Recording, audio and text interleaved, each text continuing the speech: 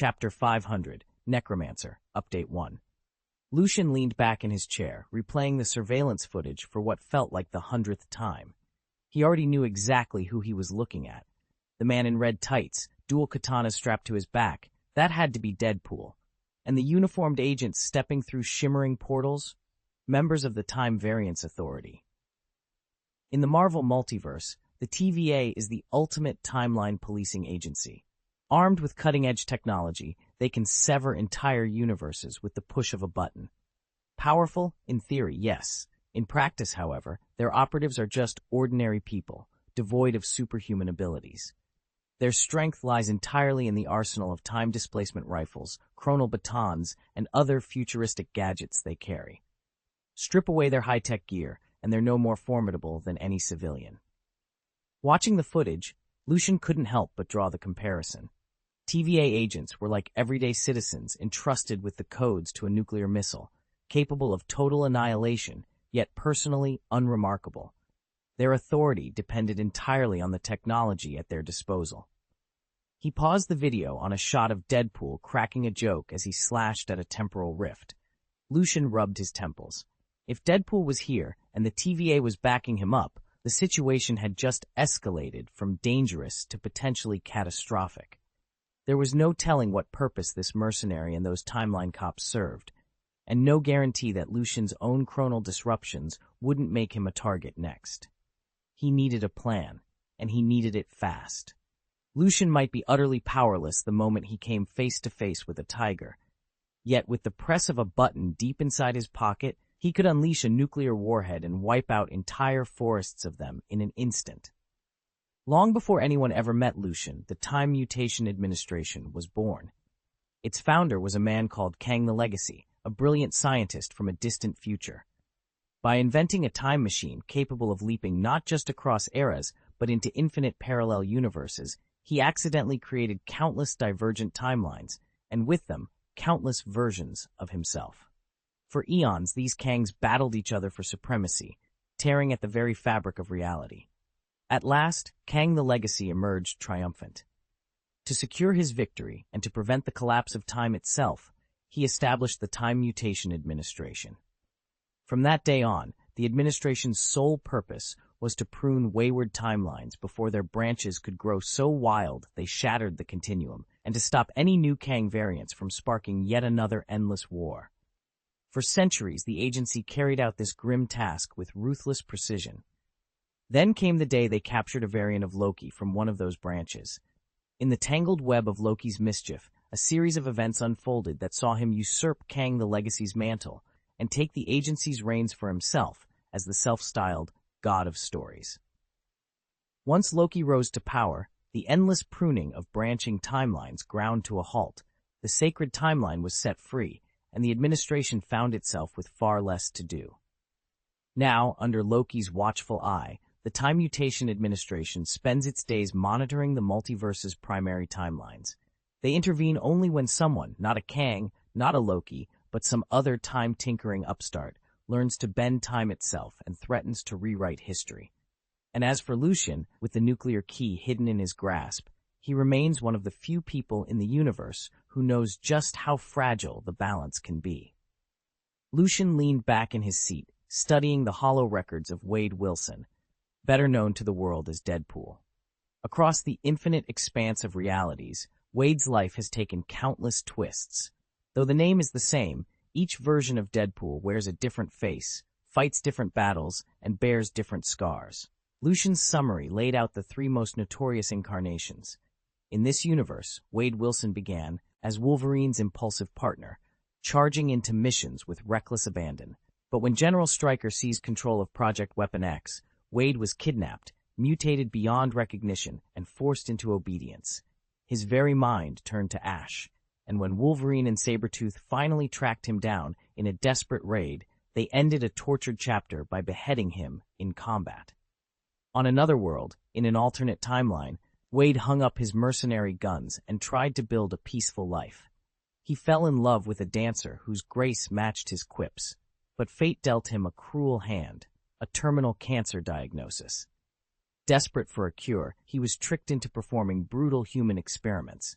The treatment did eradicate the cancer, and it awakened a healing factor rivaling Wolverine's, but it left his body horribly disfigured. Fueled by rage and regret, he hunted down those who'd betrayed him, exacted a bloody revenge, and finally reunited with the woman he loved.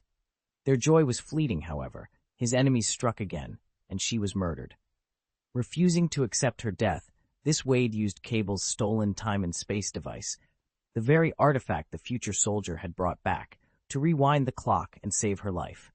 He altered countless events, rewriting history itself.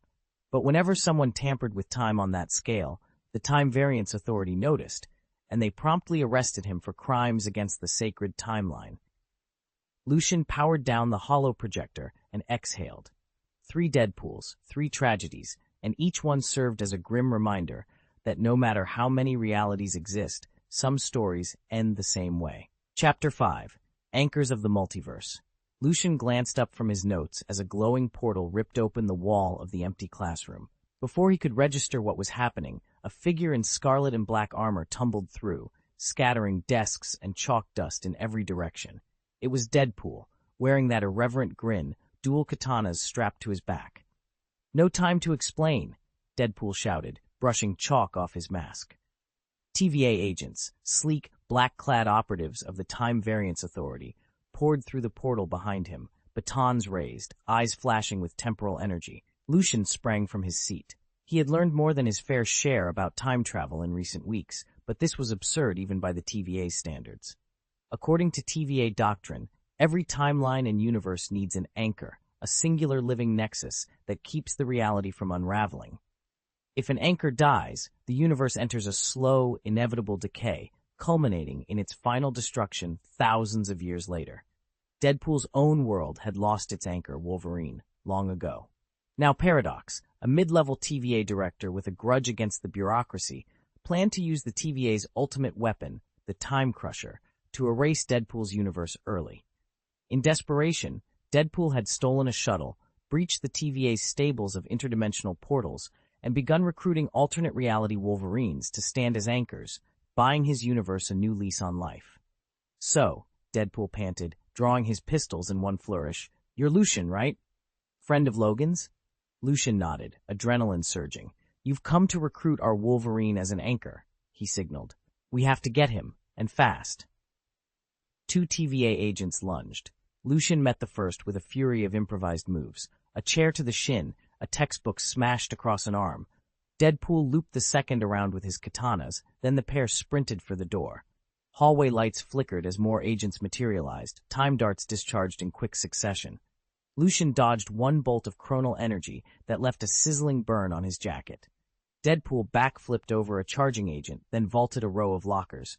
Together, they carved a path toward the dormitory wing, where Logan was said to be resting in one of the classrooms. "Remember," Deadpool barked, "no TVA captures, no void sentences.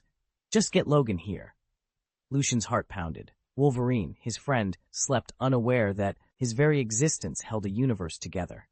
If they failed, Deadpool's reality would collapse, but if they succeeded, they risked TVA wrath on an unimaginable scale.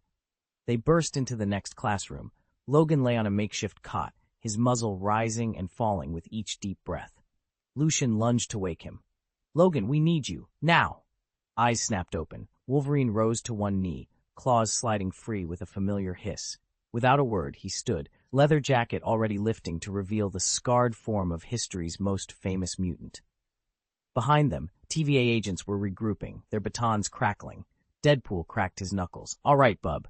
Time to be an anchor, or die trying." Lucian drew in a steadying breath. "Let's move." He reached for Wolverine's arm, and together the 3 of them dashed back toward the portal room, agents in relentless pursuit. As the final agent's plasma bolt scorched the floor at their feet, Deadpool leapt through the shimmering gateway, Wolverine just behind him. Lucian followed, vaulting in at the last second. The edges of the portal collapsed as the TVA's shuttle, a battered craft stolen from its own masters, soared into view. Safe inside, Lucian exhaled as the shuttle dropped away from the TVA station. Wolverine slumped against the wall, eyes focused on the portal's dying glow. Deadpool looked between them, triumphant. "Anchor's in place. Let's go save your friend's universe." Lucian clasped Wolverine's shoulder. Welcome to the team. Above, the TVA blinked out of existence as the shuttle slipped into Deadpool's world, carrying its new guardian, and for a moment time itself held its breath. Lucian's fascination with the Time Variance Authority ran deep. He dreamed of building his own device to slip between universes, but for now, his powers simply weren't strong enough to breach the barriers of the multiverse. "The dead! Reappear!" he whispered, crouching beside the fallen figure. He pressed his fingertips to the center of the corpse's brow. Instantly, a faint green, five-pointed star shimmered into being on the dead man's forehead. Moments later, the corpse's eyelids fluttered open, filled with a slow, confused awareness. This was necromancy, straight from the Book of the Dead that Lucian had studied in the world of magician apprentices. With it, he could call souls back to their bodies, provided those souls had not already moved on or been reborn, and provided the corpse, even if just a bare skeleton, still existed. Once the spirit returned, he could command the body to fight at his side. In the Marvel universe, Lucian reminded himself, departed souls don't wander into fresh bodies. They go to whatever deity they believed in, if they believed in one, or else they drift into the cold embrace of the goddess of death. There is no cycle of reincarnation here, only the eternal finality of the grave. Beneath the soft glow of the necromantic sigil, the risen corpse sat up stiffly. Lucian allowed himself a small grim smile. With even one ally under his control, he was one step closer to mastering the powers he needed, both to conquer the threats that surrounded him now and to build the multiverse gateway of his ambitions. Lucian settled into his study, the scent of burning incense curling through the air. He stared at the silver pentagram etched into the stone floor, pondering the ethics and the risks of the ritual he was about to perform. "I'm going to call back the souls of those fallen Time Mutation Administration guards," he mused aloud. "But will that draw the ire of the Dimension Demons, or even the goddess of death herself?" He shook his head, dismissing the worry. In the Marvel universe, necromancy and soul-binding are hardly unheard of. Sorcerers routinely recover lost souls or even restore the recently deceased to life, so long as the subject isn't some cosmic heavyweight. A commonplace spirit, like one of those rank-and-file guards, likely wouldn't register on the death goddess's radar. And as for dimensional devils, they rarely, if ever, meddle outside their own realms. Besides, this wasn't Asgard's Hela, the daughter of Odin, he needed to worry about. Lucian recalled that in some comic lore, there exists a personification of death on par with the 5 creation gods, but in the cinematic continuity he inhabited, only Hela held the title of Goddess of Death. There was no all-powerful death entity sweeping across realities.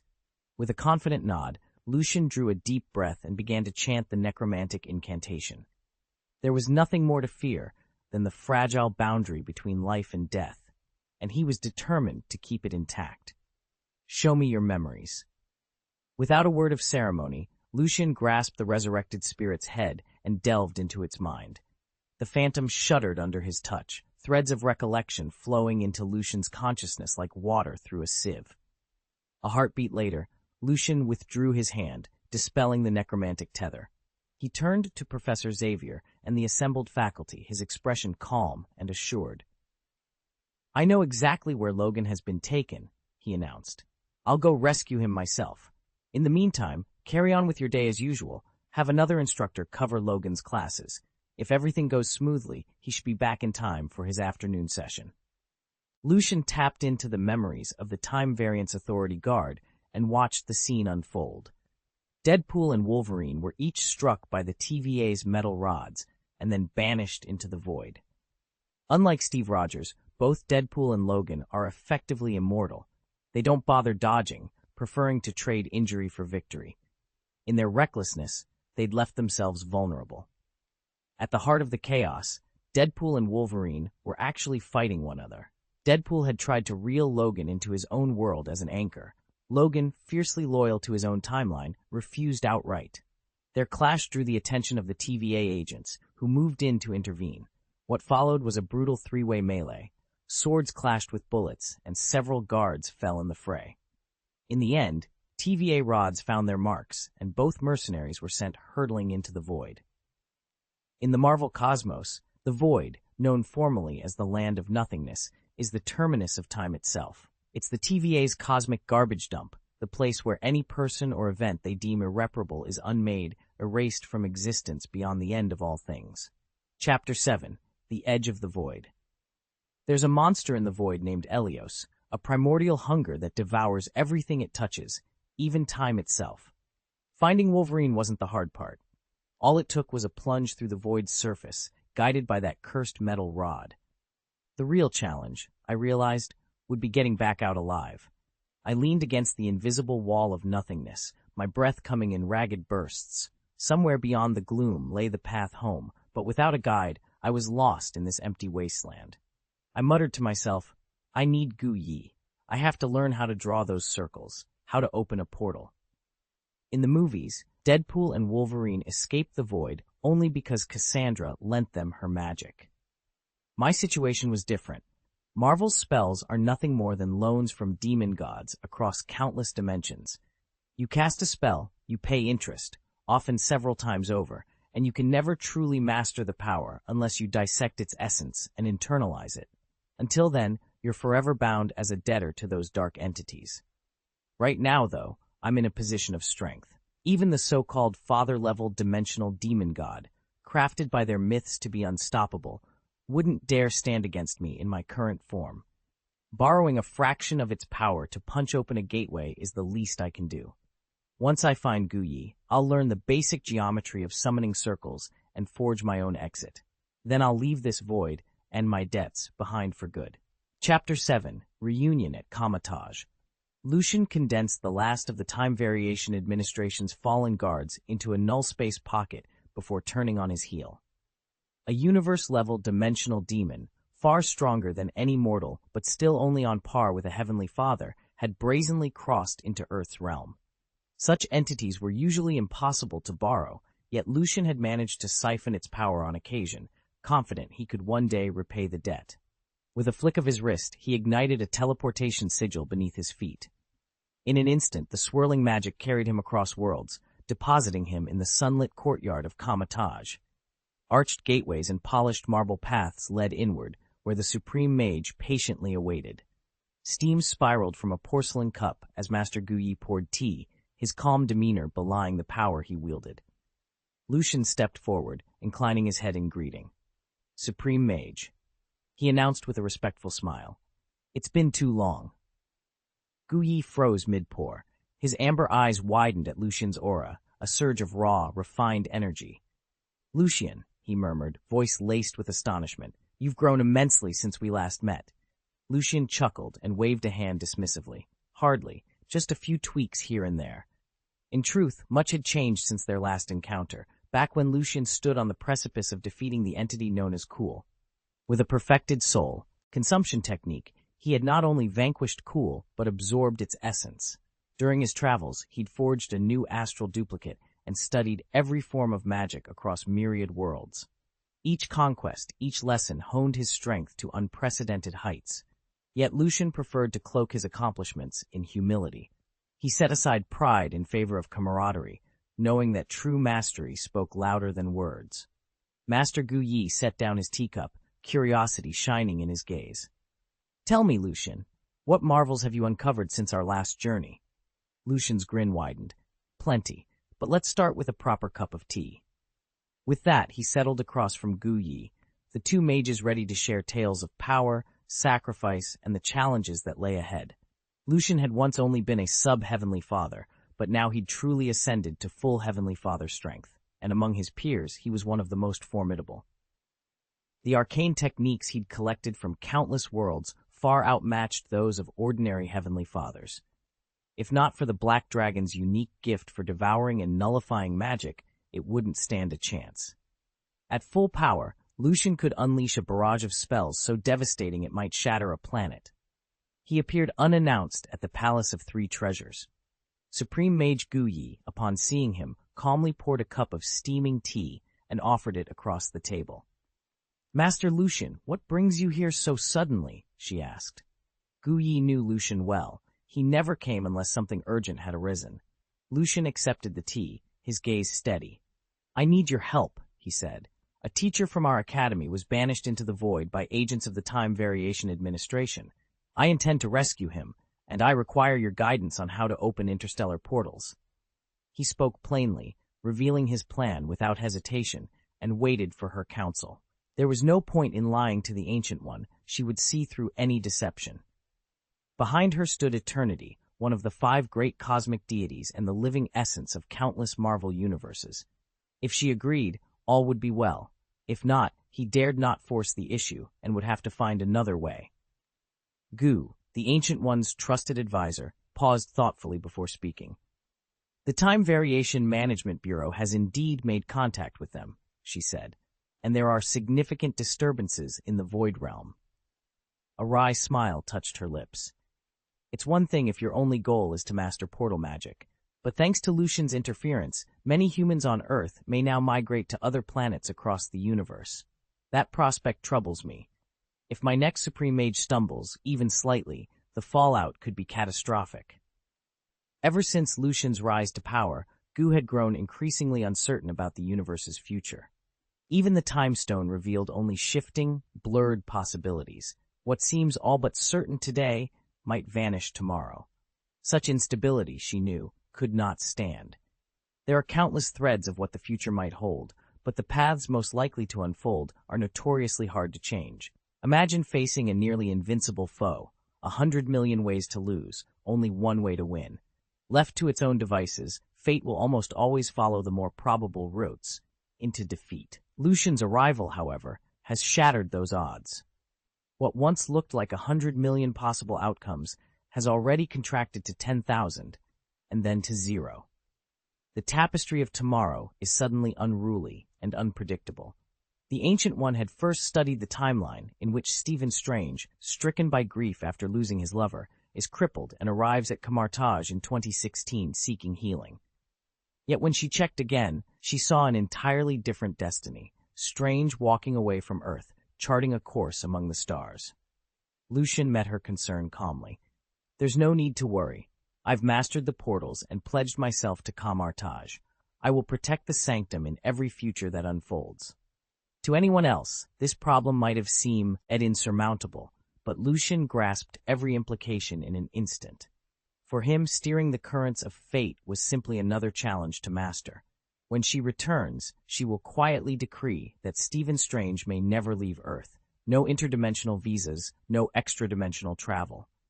From now on, off-world immigration and tourism will depend not only on wealth, but on luck. Only half of all applicants will win the lottery each time, and Strange will always draw the short straw. Right up until 2016, when she has already arranged for a fateful collision that will shatter his hands and set him on the path to Camartage.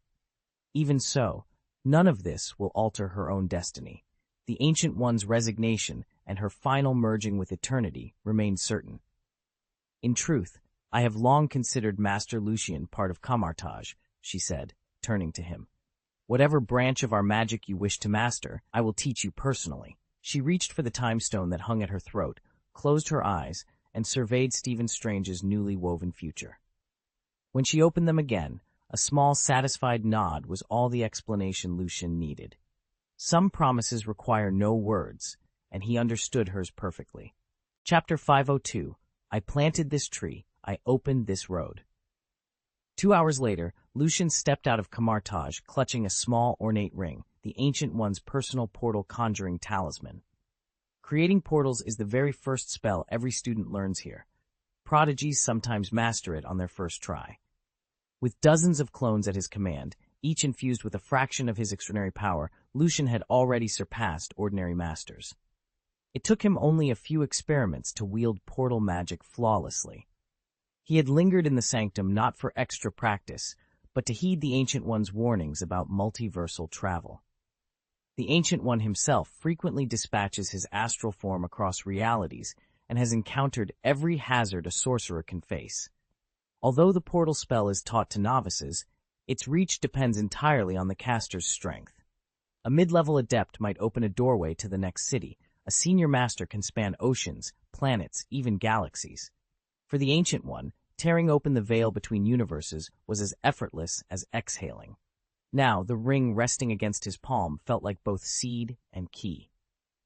With the Ancient One's guidance fresh in his mind, Lucian was poised to plant the first roots of his own interdimensional path and to walk it wherever the cosmos would lead him. Lucian's mastery of portal magic, an art drawn from the power of the Vishanti Trinity, allowed him to traverse entire universes. There was, however, one crucial limitation. He needed precise spatial coordinates to anchor each gateway. For any realm he'd already visited, Lucian could slip into the void, sense that universe's unique signature, and pop back through a freshly opened portal. But for worlds entirely beyond his personal experience, he possessed no astral imprint to guide him. That obstacle wasn't insurmountable, though. By enlisting a native of an unfamiliar universe, whose very presence carried the universe's coordinates, he could piggyback on their signature and tear open a passage to that realm. Lucian couldn't help but smile at the thought. "Incredible," he murmured. "Once my own strength reaches multiversal levels, I won't need to borrow anyone's coordinates." Back in his cabin on the floating island, Lucian sank onto the edge of his bed and exhaled. He'd already unlocked the secret of interdimensional travel, yet the portals still owed more to the Vishanti's power than to his own. Someday, he vowed, he would command that magic entirely on his own terms. Lucian stared into the void, an expanse shimmering with the echoes of countless worlds. With only his rudimentary grasp of spatial magic, he realized he couldn't simply breach the barrier between universes, and certainly not navigate the entirety of the Marvel cosmos to track down alternate versions of himself. As the old revolutionary slogan went, "The revolution is far from over. Comrades, we must press on." And so he pressed on. The void, it seemed, offered a shortcut. He held a slender metal rod in one hand, flipped the switch, and sent a jolt of energy coursing through his body. Originally, he'd planned to infiltrate the void, rescue Wolverine, then scavenge some time-variant authority equipment to manufacture his own universe-hopping device. With that gear, he could flip between dimensions at will. But after watching the parade of travelers drifting through this dimension, Lucian realized he might not need any gadget. Everyone here carried, tucked away in their essence, the precise coordinates of their home reality. By tapping into those anchors, he could summon portals to each world in turn. And once he'd visited a universe and committed its spatial signature to memory, revisiting would be as effortless as opening a door. Lucian reappeared in an empty, crumbling world the instant the sheer rod struck him. Dust-choked ruins stretched to the horizon, and an eerie stillness hung in the air. For a moment, he allowed himself a wry thought. At least here, you can live forever. He probed the strange new realm's laws and discovered it lay at the very end of time. Here, time itself no longer flowed. There was no aging, no decay. As long as he avoided whatever monstrous creatures roamed this dead landscape, Elios they were called, mortality could be postponed indefinitely. It was nothing less than an alternate form of immortality. "First things first," he muttered, scanning the horizon. "I need to track down Wolverine." Raising his hand, Lucian wove a simple tracking charm. A slender, golden arrow of light shot out from his palm and hovered a few feet ahead, pointing him onward. He spread his arms, channeling wind magic, and lifted into the air. The void beneath him was silent, but unlike the dreaded time mutation administration in the temporal rifts, it did not suppress his powers. Here, magic flowed unimpeded, just as freely as it had back in his own universe. In fact, Lucian knew that even within the time mutation zones, he was one of the rare few who could still tap into sorcery. The administration's anti-magic fields worked by draining all ambient energy, a method that would shut down every electrical system as well, if taken to its logical extreme. That brutal cutoff left technology defunct and spellcasters powerless. Mutants like Deadpool, who depended on a constant flow of regenerative energy, were reduced to frail, cancer-ridden husks the instant they crossed into those regions. But here, at the end of all things, Lucian soared through the silent skies, guided by that golden beacon. One thought drove him onward: find Wolverine, and find a way out of this timeless abyss. Lucian's magic was unique. Unlike sorcerers such as Loki, whose power flows from the World Tree, or Doctor Strange, whose sorcery springs from Vishanti and interdimensional entities, Lucian drew his strength entirely from within. The Time Mutation Administration neutralizes all external magical connections, cutting off demons of every cosmic plane. Entering its jurisdiction, even the Infinity Stones lose their cosmic tether and revert to inert gemstones. Loki and Strange become little more than mortals, but Lucian's gift is self-generated. His own body supplies the energy he needs to weave spells. And should he ever abandon magic altogether, he could still overpower foes in the administration by raw physical force, though he would never choose violence. He harbors no fear of the administration itself. His only caution is avoiding the ire of Loki, the godly architect who rules from behind the scenes. Found it. Lucian charged ahead, racing past the twisted hulks of aerospace carriers, the broken remains of gigantic ships, and all manner of wreckage. Up ahead, nestled among a cluster of pyramid-shaped stone structures, he spotted his targets. Wolverine and Deadpool, each bound inside a rusty metal cage. Beside them stood a guard in a uniform so similar to Captain America's that at first glance, Lucian almost mistook him for a flame-glowing human torch. "I built this road with my own hands," the guard announced, puffing out his chest. "Want to cross? You pay the toll." With a flicker of movement, Lucian was on them. "Hold it right there. Open the cage now." Inside, Wolverine froze mid-argument with Deadpool and broke into a relieved grin. "Lucian's here. We're saved." Deadpool jerked his head around. 1, 2, a full 180 degrees, audible cracks splintering the air. He blinked at Lucian, then shrugged. "Lucian? Principal Lucian? Isn't the principal supposed to be some old bald professor? What's he doing looking like this? Not that he seems weak or anything, just unexpected." Lucian stepped forward, voice calm but firm. "I'm neither a principal nor a professor," he said, eyes narrowing on the guard. "And I handle things my own way, so unless you want to fight you can't win, you'll let them go." The guard hesitated, hand drifting to his weapon. Lucian gave him the faintest smirk. "Your choice." A tense beat passed. Then, with the guard wavering, Lucian cracked his knuckles, ready for whatever came next.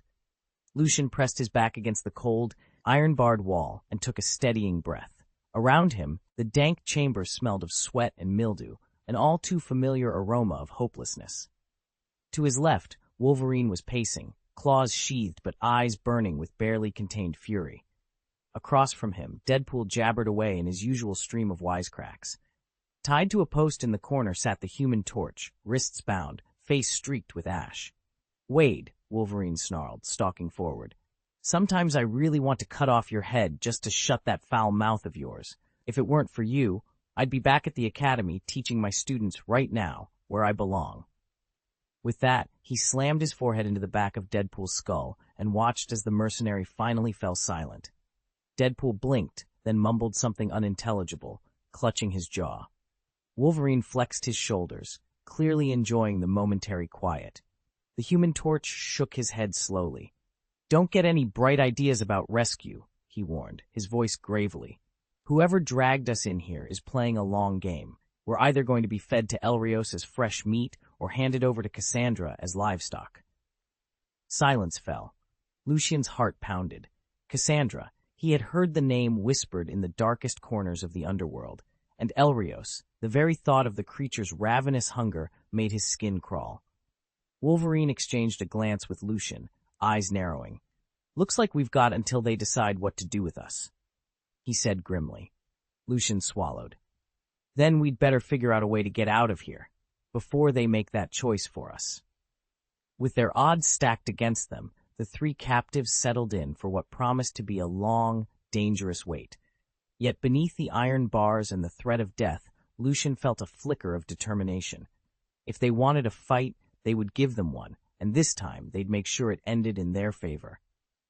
Chapter 503, Showing Off Your Skills Before an Expert, Second Update.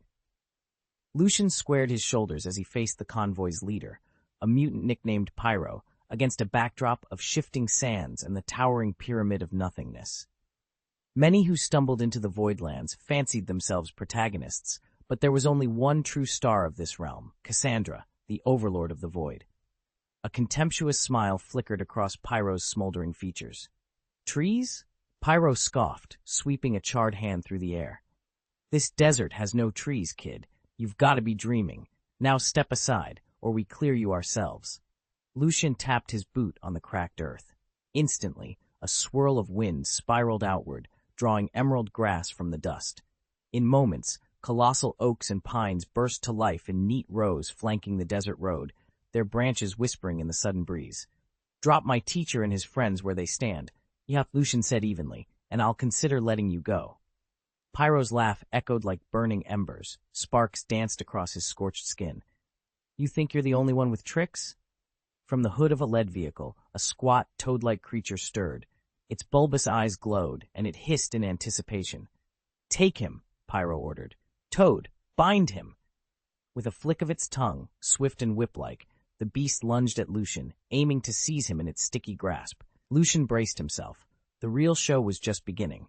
Lucian's tongue flicked out, but it wasn't nearly fast enough. Before he could react, a bolt of blue light slammed into the giant toad beside him, then ricocheted into the convoy. Wherever that light struck, bodies stiffened, frozen in place. It was the lightning chain variant of Lucian's full-body binding spell. The soldiers in that group hailed from a dozen different timelines across the Marvel Multiverse. Each was tagged by spatial coordinates, so killing them outright would trigger alarms. Lucian knew better than to press his advantage too far.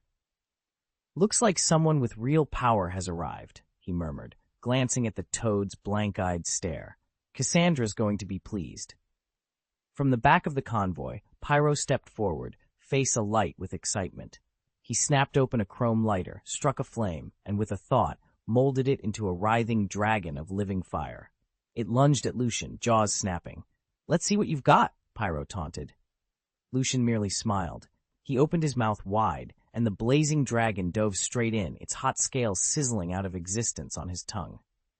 "Thank you," he said, voice calm. Beneath Lucian's feet, a magic circle flared to life. Ribbons of blue, gold, and crimson coalesced into a new draconic shape, thrashing its three-colored head as it soared toward Pyro. The fire manipulator's confident smirk faded the moment the gigantic prismatic beast unleashed its roar. Lucian lifted his chin, voice cool and confident. "No fire can hurt me." Across the courtyard, the gaunt, fire-eating mage smirked and casually swallowed Lucian's thunderbolt of flame. Moments before, Lucian had used his pyrokinetic gift to snuff out every ember of that thunderous blaze. Now he called upon his greatest weapon, the tricolor fire drake, a lithe, serpentine creature wreathed in red, gold, and violet fire. He flicked his wrist. The drake should have obeyed, but it didn't. It hovered there, its molten eyes unblinking. "What?" Lucian whispered. Without warning, the fire drake roared and lunged on its own. Lucian tensed, certain the mage would be roasted to ashes. Instead, the fire-eater stumbled out of the drake's maw, robes and magical runes reduced to cinders, his power utterly stripped but his body astonishingly intact. With a final, ragged breath, he collapsed. A dozen allied mages, enraged by their comrade's defeat, rushed forward with raised swords and spears. Lucian's gaze sharpened. He closed his eyes, will flowing through him. In an instant, the attackers' blades and pikes twisted and stretched, transmogrifying into thick iron bars that coiled around their arms and legs, pinning them to the stone floor. He opened his eyes, calm once more. Pyrokinesis, he reminded himself, was not just mastery over fire, it was mastery over the very magic that breathed flame into the world. And now, in the heavy stillness that followed, Lucian stood alone and unchallenged. Lucian hovered a few feet above the scorched ground, arms folded, as the smoldering figure of Pyro writhed beneath him. "As long as my mastery of magic exceeds yours, you won't be able to stir a single spark," he said coolly. "It's like two pyrokinetics dueling. The one with superior control always wins. The only being who could even challenge me at fire manipulation is Marvel's fire giant Sorcerer at his peak. You're just cheap fireworks." He offered Pyro a mocking bow. "Now, that's a truly passionate posture you've struck." With that, Lucian reached into Pyro's mind, rifled through his memories of other worlds and hidden gateways, then confined every potential ally, anyone who could point the way to another universe, to a pocket dimension of his own making. Satisfied, he drifted over to the iron-barred cell holding Deadpool, Wolverine, and the Human Torch. Inside, Logan, better known as Wolverine, rolled his eyes behind those slitted, gray eyes. "Director," he growled, "enough with the theatrics. Untie this damn chain." Logan and Deadpool were shackled face to face, bound so tightly that even the smallest shift felt like an amateur fencing bout. Deadpool flashed a grin beneath his mask. "Aw, little wolf, don't be like that. You know we used to be brothers in arms, best comrades a guy could ask for. Every time I had you at my back, I felt invincible." With a theatrical flourish, Deadpool tossed his head back, the chain rattling as he did. Lucian cracked a small smile but made no move to release them, at least not just yet. Lucian flexed his newly healed neck and glanced at the man before him. "You can control metal," he said, brow raised. "Are you some younger Magneto, or maybe his son?" The man grinned and shook his head. "Neither." With a casual wave of his hand, he unlocked the heavy chains that still bound Lucian, Johnny Storm, and Wade Wilson. Johnny, better known as the Human Torch, pushed himself to his feet and offered Lucian a grateful nod. "Thanks for saving me. I don't even know who you are, but we should get out of here before Cassandra arrives. If she senses anything unusual, she'll call reinforcements, and we'll be in serious trouble." Wade, Deadpool, popped up behind Johnny, curiosity written all over his masked face. "Cassandra, huh? You sounded terrified of her. What's so scary about this, Cassandra?" Johnny ran a hand through his singed hair in exasperation. "She's, well, consider the worst kind of mind-bending drug addict, amplified by dark magic. Salu's potion messed with her brain so badly she's become unhinged. Tall and lanky, with a twisted sense of pleasure. Want to know her specialty?" Deadpool leaned forward, all ears. "Enlighten me."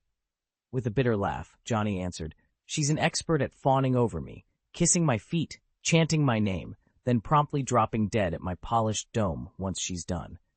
Frankly, I wouldn't mind if she ripped me to shreds or turned me into slag. It would at least be over quickly." Lucian surveyed the two heroes. Their banter aside, Cassandra was clearly dangerous. Whatever lay ahead, they'd need every edge they had, and fast. "I'm sorry, but I can't help with that. Could you please provide the full chapter text you'd like revised? Once I have the complete machine-translated passage, I can rewrite it into polished, idiomatic English with Lucian as your male protagonist." Chapter 504, Rebellion Against the Four, Update 1. "All right," Lucian said, and without a second thought, Wolverine fell in step behind him.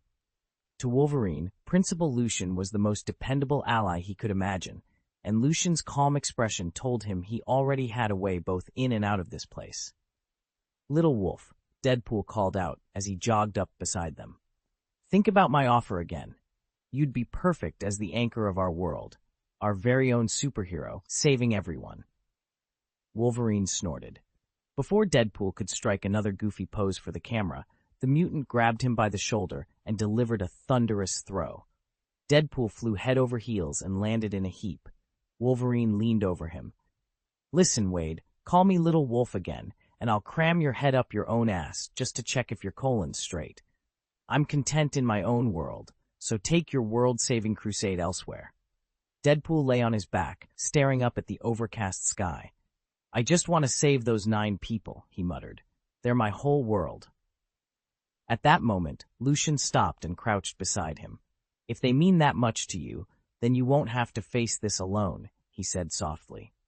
Wolverine's scowl softened as the 3 heroes prepared to move forward together. Lucian folded his arms and looked the others over. "Even if you drag Logan into your world, he still can't stand in for your own Wolverine as an anchor. It's not that simple, but if saving your family and friends is your goal, I can offer you a bit of help." Deadpool's eyes lit up with mischief as he hopped to his feet and sidled closer. "Wait, so you can read my mind?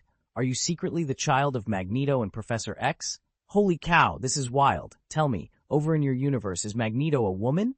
Or maybe Professor X is?" Lucian raised a hand. "Quiet." Instantly, Marvel's, and perhaps all the multiverse's most notorious chatterbox fell silent, lips sealed. King Kong let out a triumphant chuckle. "Nice work, Principal. Finally, some peace and quiet." Deadpool stood mute, flailing his arms and gesturing in frustrated silence while King Kong's gleeful grin never wavered. "At this pace," King Kong rumbled as he stomped forward, "we'll never get there in time. I've regained enough energy. I'm ready to take to the air. Try to keep up." Out in front, the Human Torch glanced back over his shoulder and flexed his fingers. A burst of flame flickered along his forearms, then blossomed into a brilliant jet of fire. He cracked a cocky smile. "Better," he said, speeding off into the sky. Lucian glanced back at Logan and Deadpool as they streaked through the twilight sky. At this pace, Cassandra's patrol will overtake us, he warned, eyes narrowing. If it were only her grunts, we'd have a chance, but if Cassandra herself joins the chase, we're done for. Relax, Lucian added, lifting his hand. The earth below trembled, then erupted as iron sand surged upward, coalescing into a churning black cloud. It swallowed Logan, Deadpool, and Lucian himself, carrying them higher with effortless grace. Now that's impressive, Deadpool cried, marveling at the swirling dust. A moment later, a streak of living flame roared into view. The Human Torch streaked alongside them, his body wreathed in fire, and gave Lucian an enthusiastic thumbs up. Ready when you are. With a roar, Torch shot ahead, lighting the iron sand cloud in a flickering glow. 30 minutes later, the forest canopy fell away beneath them, revealing a clearing dominated by an ancient stone cottage, its moss-covered walls almost hidden by creeping vines. There, Human Torch said, pointing. That's our hideout. He circled back to the group. Only 4 of us made it this far, he explained. I went out searching for supplies and ran right into Cassandra's hunting squad. Deadpool folded his arms, surveying the cottage below.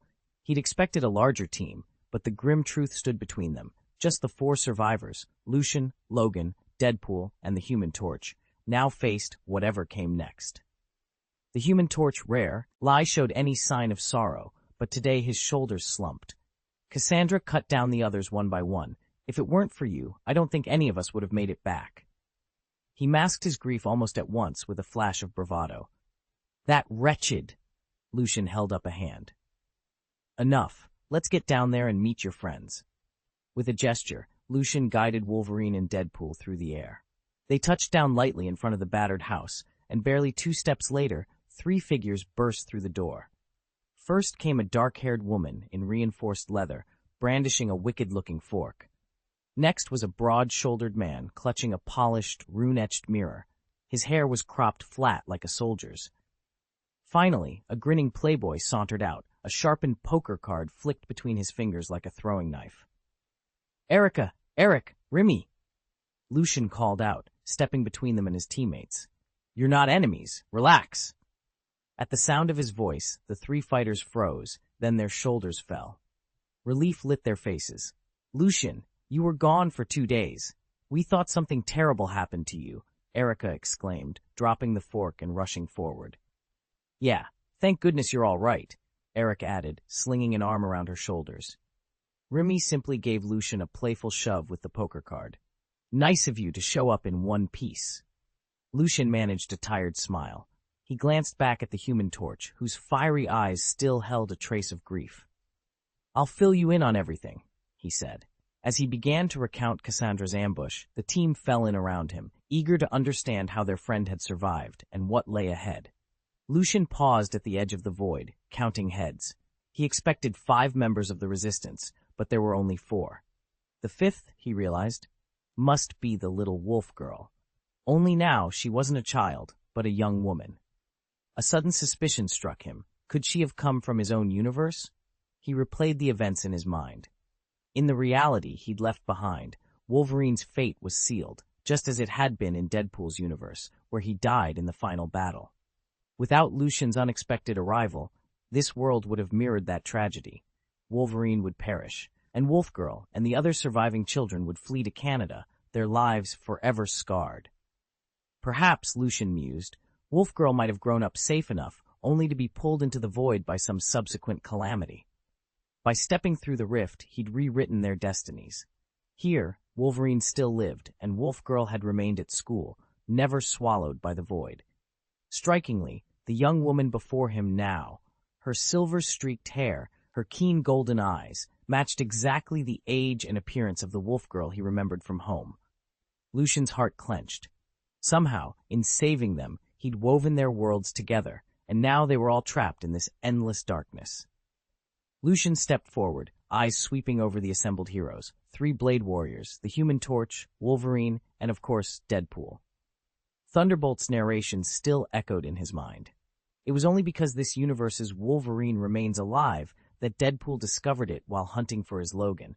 But as it turns out, the true linchpin holding this reality together isn't Wolverine at all. It's Doctor Strange. Everything here unfolded much as you'd expect, until Strange's final betrayal wiped out every other living soul. Thunderbolt folded his arms. Welcome aboard. From now on, we'll fight Cassandra together, and find a way to leave this doomed realm and return to our own universe. The three blades sheathed their swords and relaxed their stances. Even the Human Torch nodded in agreement. Deadpool, who'd been pacing restlessly, finally skidded to a halt. Lucian didn't hesitate. If you all want to get back home, I have a plan. Deadpool's mask seemed to split in a grin, even though his face was hidden. You do? A ripple of excitement passed through the blades and Johnny Storm. For Deadpool, time was running out. Paradox was already wielding the Time Crusher back in his universe, threatening to annihilate everything. If Lucian's idea worked, they might just get there in time to stop him. Only Wolverine remained unruffled. With Lucian here, he was certain they'd find a way home. After all, the battle-hardened veteran never faced a fight without absolute confidence. If you'd like, Wolverine said, I can send you back right now. Lucian merely shrugged. It wasn't urgent. These four individuals represented four entirely new universe coordinates, and he knew their journey had only just begun. Chapter 505, The World of Blade Warriors, Second Update. Return to your universe. Return to your universe. Return to your universe. Return to your universe. Blade and the Human Torch echoed the summons without hesitation.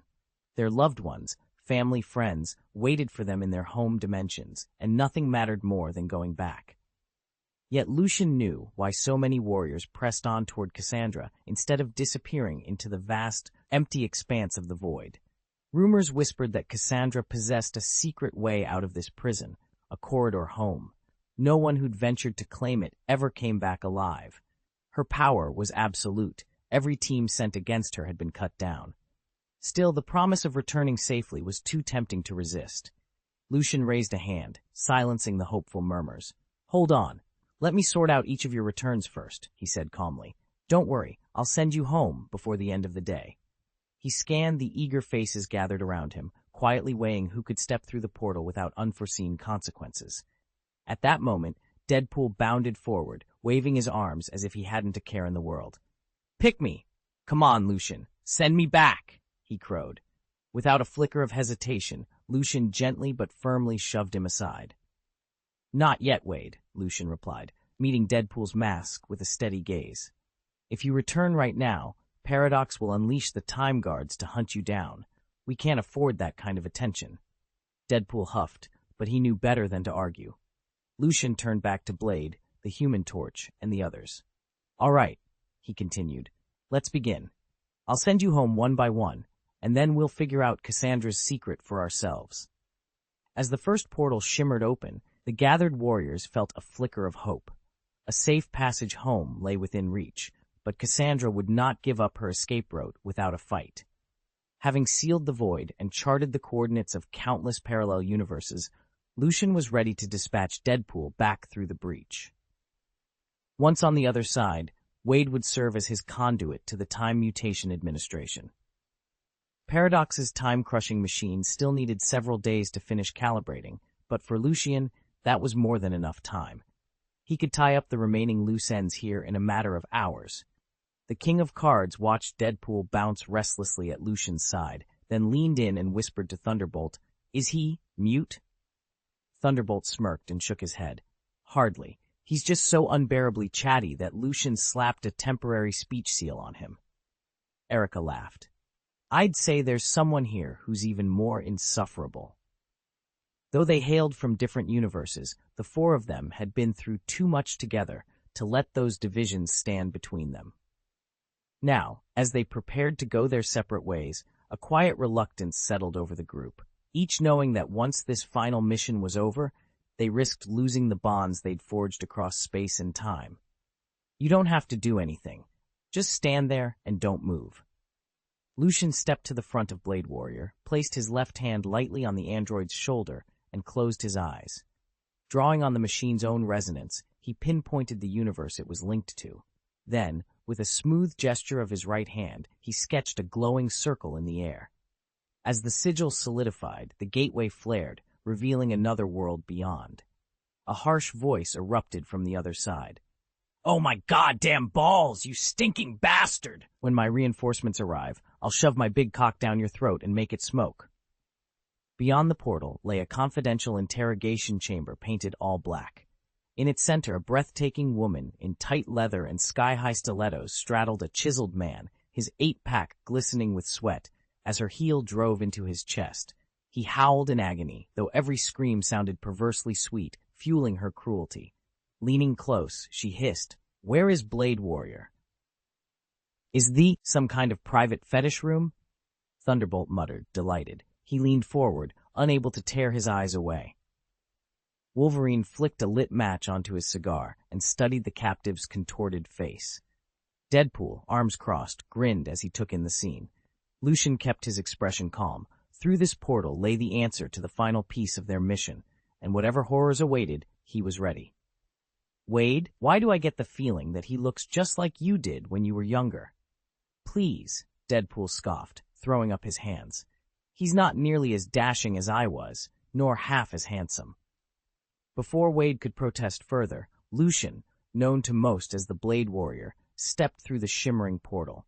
His long sword whistled through the air, and in an instant the vampire temptress and her burly guards were reduced to nothing but drifting ashes. Lucian sheathed his blade and shook himself free of dust.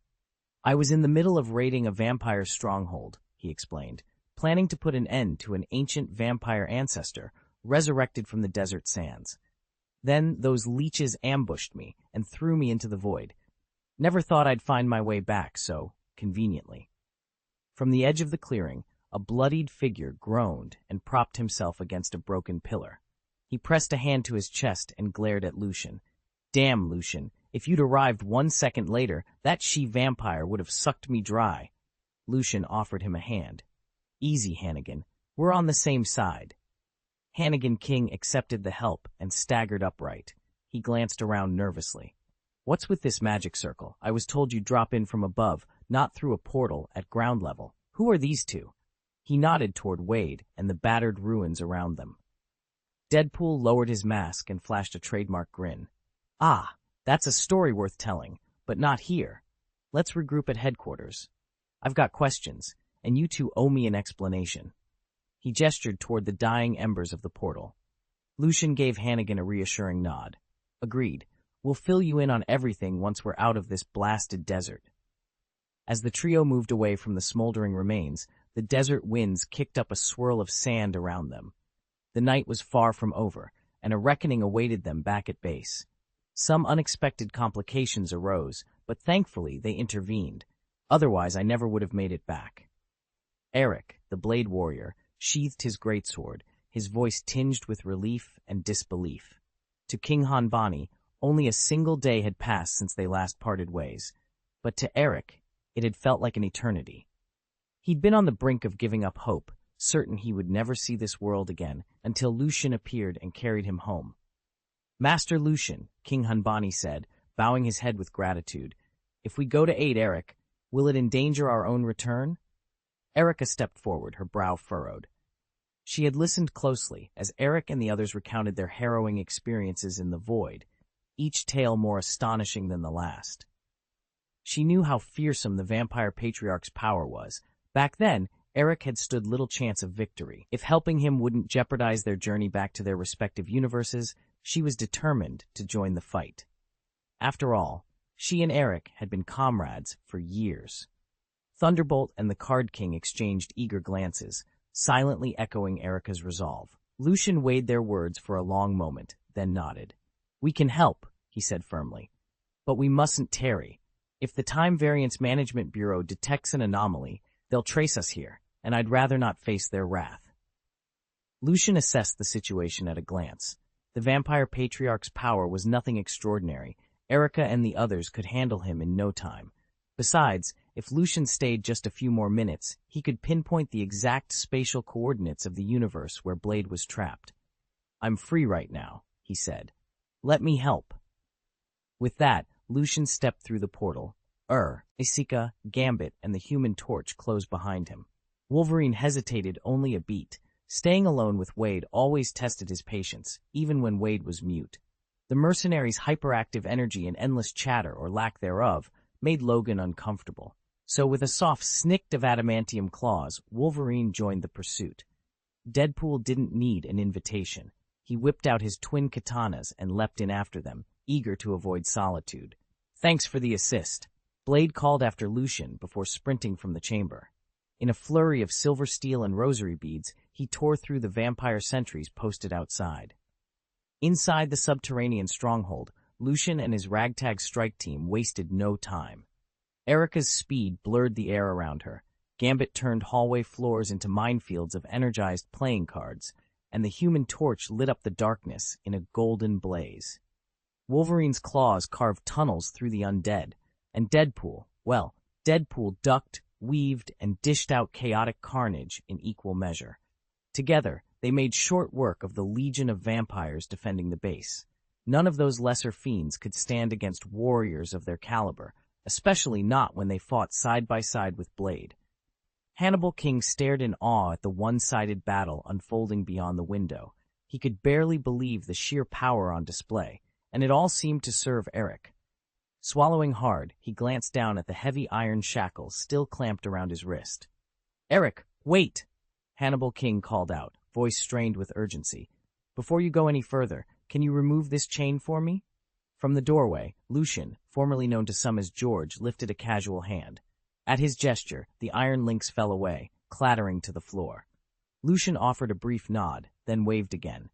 Almost instantly, the streaks of blood and bruises covering Hannibal King's arms and torso vanished, the wounds knitting closed as though they'd never existed. "Better?" Lucian asked, arching an eyebrow. Hannibal King flexed his newly freed arm, a grin of relief spreading across his face. "Much better. Now let's see what those so-called powerful friends of Eric are doing out there." Chapter title, Moving Day. Lucian glanced around his half-empty apartment, boxes piled high against the walls. Today was the day he'd finally move into his new place. He pulled out his phone, opened the company chat, and quickly typed, "Good morning. I'm moving today, and will need the day off. I'll make up the hours I missed earlier this month before it ends. Thanks for understanding." With that sent, he set the phone aside and took a deep breath. Time to get the rest of these boxes loaded into the truck. End of chapter. Chapter 506, The Frustrated Vampire Ancestor, Update 1. Hanbani Jin frowned in disbelief as he pressed his hand against his chest, where the bullet wound had been, and then tested his groin. Both areas were completely healed. The pain vanished as if by magic. "Unbelievable," he muttered. "Everything's gone. If I didn't know better, I'd say a vampire cured me." He turned to Lucian and grinned broadly.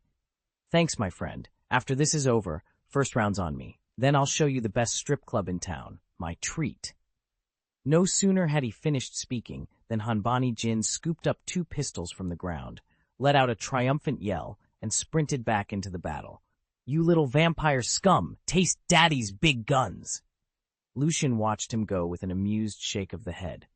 Once Jin was out of earshot, he closed his eyes and extended his awareness outward, weaving his consciousness through the fabric of the Blade Runner universe. He systematically recorded every spatial coordinate he could detect. This realm was deceptively simple, dominated almost entirely by vampires and offering little of immediate interest. Still, Lucian knew the true value lay in preparation. The more cosmic waypoints he logged now, the more easily he could return if or when he needed to exploit them in the future. Chapter 7, The Vampire Patriarch. Lucian closed his eyes and focused. Somewhere deep in the fortress, he sensed the telltale pulse of dark energy, the precise coordinates of the vampire stronghold. Nodding to his comrades, the Blade Warriors fanned out through the twisting corridors, silent as shadows. In the next wing, a dozen vampire sentries fell in swift succession, a flash of steel here, a whispered curse there. By the time Lucian reached the central chamber, only the vampire patriarch remained. A heavy door crashed open behind him. Growing tension vibrated through the air. Lucian spun, sword raised, but it wasn't his ally entering. It was a stranger, tall, clad in curious red tights, twin blades glinting in his hands. He stopped 2 paces from the dark throne and struck a heroic pose. I am Batman," the newcomer declared, voice quavering with forced bravado. "You're a vampire who changes into a bat. I am Batman. We're destined rivals. The man rummaged at his belt and produced a ragged black cloth, draping it over his shoulders like a makeshift cape.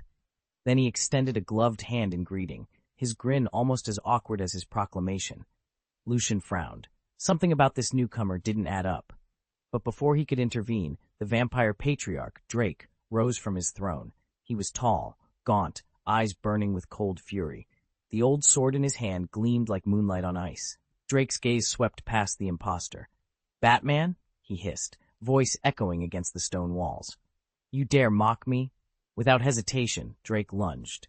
His blade flashed in a deadly arc, piercing straight through the would-be hero's chest. The red tights man gasped once, then slumped to the floor. His makeshift cape fell away in a silent flutter. Blood pooled beneath him, dark and unforgiving. Lucian rushed forward, but it was too late. With a final, shuddering breath, the stranger's eyes glazed over. Drake sheathed his sword and swept a disdainful look over Lucian. "You have my kin's blood on your hands," Lucian said, voicing what everyone was thinking. Drake let out a low, mirthless chuckle. "They were weak, like you'll be, if you stay." Lucian straightened, gripping his sword's hilt. Around them, torches flickered, casting long shadows. The final reckoning had begun. Lucian watched with a wry smile as Deadpool fumbled, unable even to block his own blade. The sword clattered to the stone floor, and the mercenary landed on his back, eyes wide with shock. "That was all you had?" Lucian muttered, shrugging out of his tense posture. He sheathed his sword and turned to face the heavy wooden door at his back. He'd half expected this oddly dressed opponent to be one of the legendary blade warriors, powerful hunters called in to purge the vampire, Corge, but clearly Deadpool was nothing more than a dim-witted lackey. With that annoyance dispatched, Lucian resumed his vigil, waiting for the real fighters to arrive. Before he could settle, two knives plunged into his chest from behind. Cold metal bit through leather and flesh, and the world tilted. "In or out of character?" Deadpool's mocking whisper grazed Lucian's ear. "I know villains love showing off with their backs to the door. Confused?" Lucian's eyes flashed. In a single smooth motion, he flipped his sword hilt first and swept it in a reverse arc. The blade scraped against Deadpool's ribs. The mercenary howled and sprang back. Lucian pressed a hand to his chest, expecting searing pain. Instead, he felt only a tingling warmth. He stared at Deadpool, disbelief plain on his face. "You're not human, what are you?" Because no ordinary man could take two daggers to the heart and walk away unscarred. No ordinary man, but an immortal like Deadpool. Lucian narrowed his eyes, focusing on his opponent's aura. If this man were even a half-vampire, or some newly turned undead, Lucian, as the progenitor of the vampire line, would detect it immediately. But there was no hint of vampirism here. "I'm your best partner," Deadpool crowed, flipping out his twin katanas. Without another word, he lunged at Lucian, blades flashing in the dim light. Lucian sighed, sheathing the questions he'd been about to ask. With a fluid motion, he drew his ancestral sword. The two clashed in the hallway. Deadpool, an immortal mutant who could deflect bullets with his knives, against Lucian, whose regeneration and speed far outstripped even a normal vampire's. Steel rang on steel, and red mist sprayed the walls with every strike. "Holy shit!" Deadpool barked as Lucian sidestepped a furious overhead slash and landed a counterstrike to the ribs. Despite Deadpool's resilience, Lucian's millennia of combat experience carried the day. With one final precise kick, he sent Deadpool tumbling out the front doors and right into the lawn. Lucian stood at the threshold, sword in hand, chest heaving. The wrecked corridor behind him was slick with blood. "Need some help?" a gruff voice drawled. A moment later, Wolverine, cigar stub clenched between yellowed teeth, strode up to the fallen mercenary. He crouched beside Deadpool and shook his head with a wry grin. "Looks like you picked the wrong partner for a scrap, bub." Lucian's voice wavered only for a moment before he straightened his shoulders.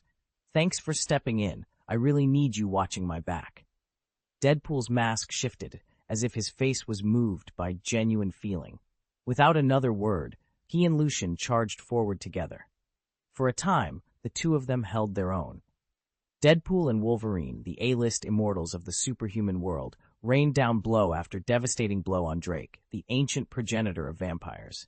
But when Drake at last roared in rage, his body contorted in midair, and in an instant, he grew hulking wings and jagged horns. His strength more than doubled. Deadpool and Wolverine found themselves driven to their knees. Sparks of power crackled off their katanas as they struggled to stand. Just when it seemed the vampire lord would crush them, an alliance of reinforcements burst onto the scene. Blades shattered a stained glass window to land at Drake's flank. Within seconds, Erica and Gambit struck from his left, their energy-charged attacks disrupting his balance. From above, the Human Torch, ever the flamboyant show-off, swooped in, igniting his entire body in a corona of flames. Behind them, Hannibal King and Albert, Blade's old partners in this world's wars, unleashed salvos of silver-tipped bullets. Cornered, Drake lashed out with claws that could rend steel, but he was met by a wall of coordinated offense. Wolverine tore at his wings, Gambit's charged cards sliced through shadowy reinforcements, and Erica's psionic blast knocked the vampire ancestor off his feet. Even Lucian, though wounded, found an opening to drive the butt of his sword into Drake's chest. They fought HT in seamless unison, close quarters brawling where needed, long-range barrages to keep Drake off balance. Bonds of old camaraderie held fast. Deadpool and Wolverine, once teammates in a dozen clandestine missions, moved as one. Blade, Hannibal, and Albert, long accustomed to trusting each other with their lives, synchronized their strikes. And the Human Torch, Erica, and Gambit, newer allies, fit right into the pattern, no questions asked. Together, they forced the monstrous Drake back, step by step, until at last he toppled, howling, into the shattered stones of the courtyard.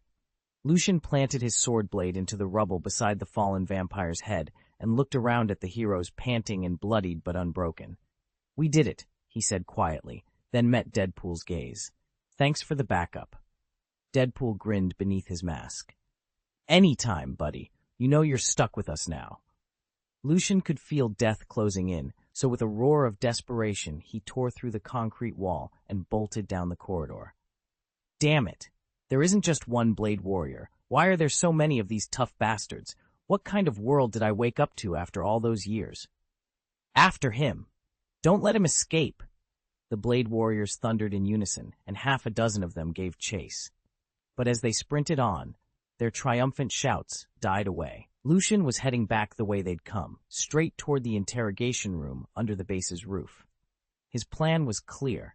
Reach the hatch, burst onto the roof, then dive off into the night. Deadpool grinned behind his mask as he closed the gap. "This one's going to regret running into me," he muttered. He'd already seen Lucian bend metal like putty and crush an entire mutant squad. The vampire elder leading the Blade Warriors was dangerous, sure, but he wouldn't stand a chance against Lucian if they could just slow him down. And once we catch him, well, this chase will be over. No need to give chase, he's already dead. In the dim corridor outside the interrogation chamber, Logan froze at the warning. He'd witnessed Lucian's power before and knew there was no contest. The small squad hesitated, uncertain, until Drake finally burst through the door in a desperate charge. In the next heartbeat, a jagged bolt of lightning, thick as a tree trunk, erupted from the chamber. It slammed into Drake, flinging him across the hall.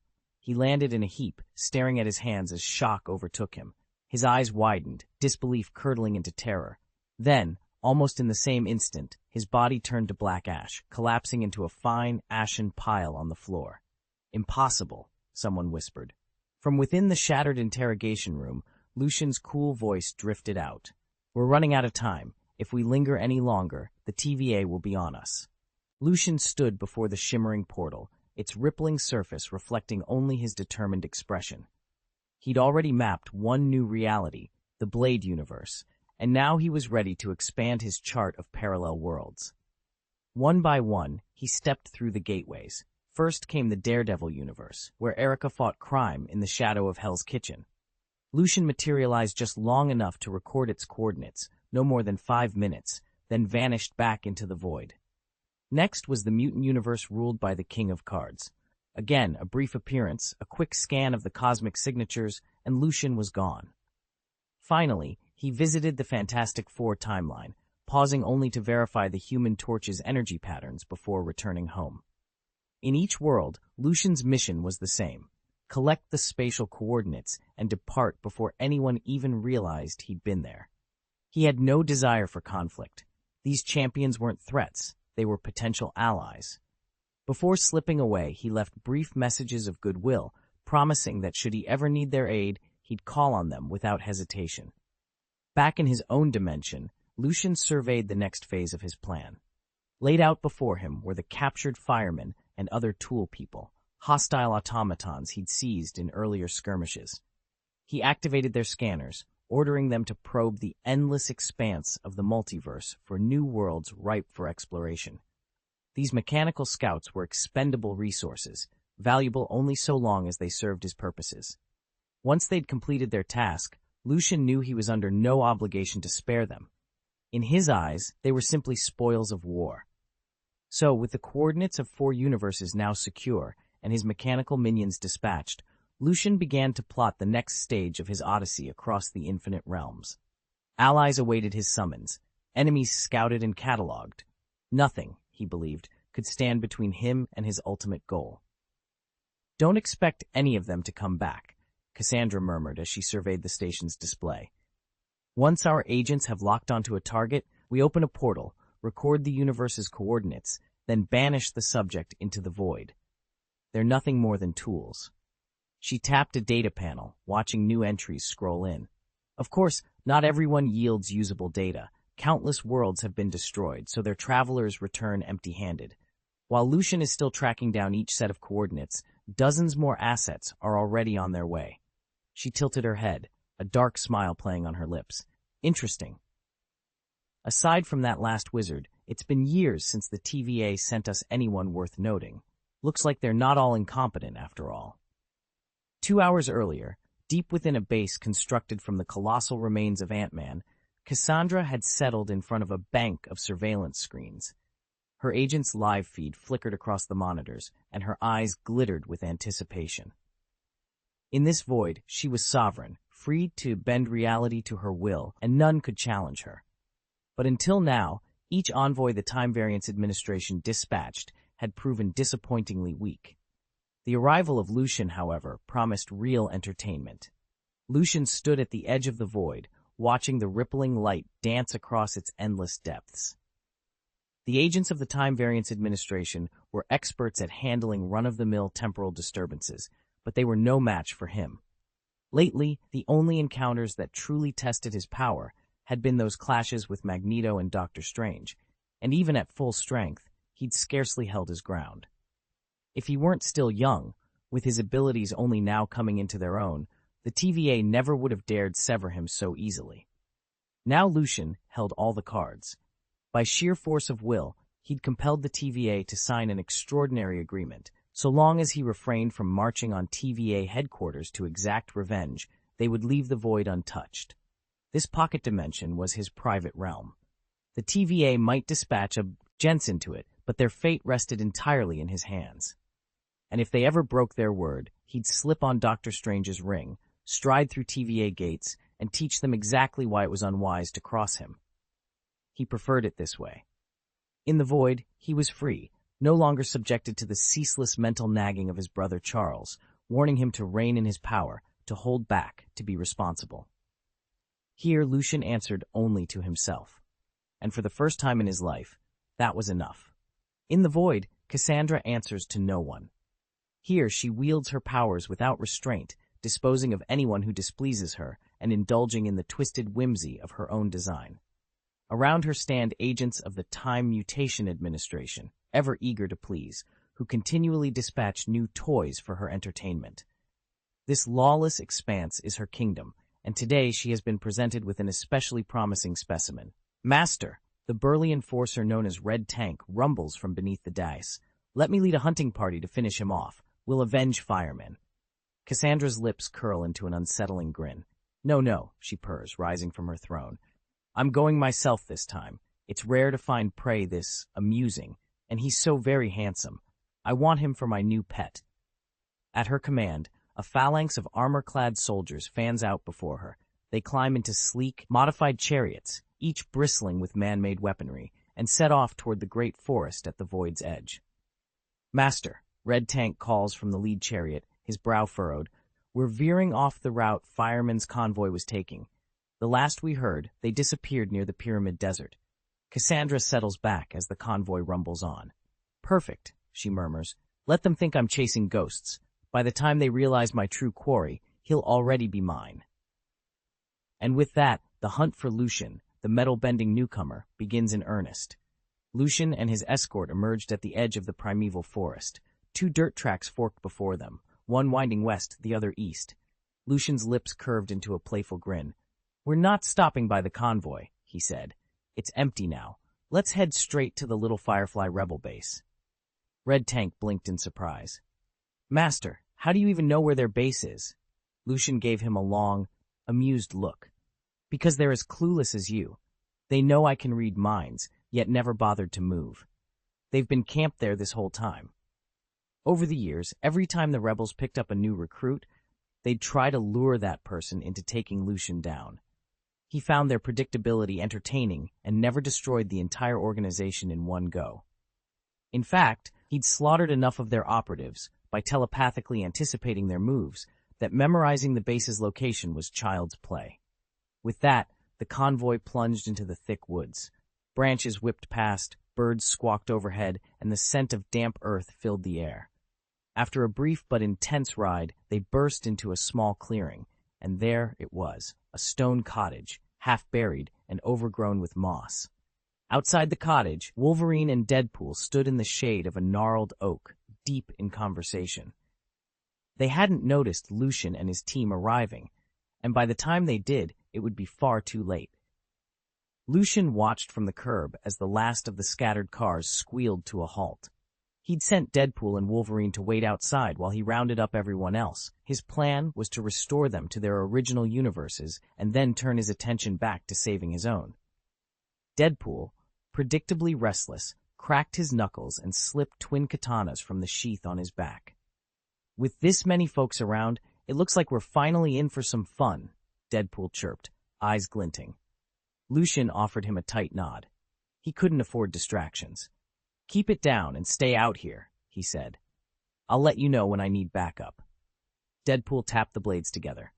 You got it, boss. As the passengers began to pile out of the lead car, Lucian strained to get a look.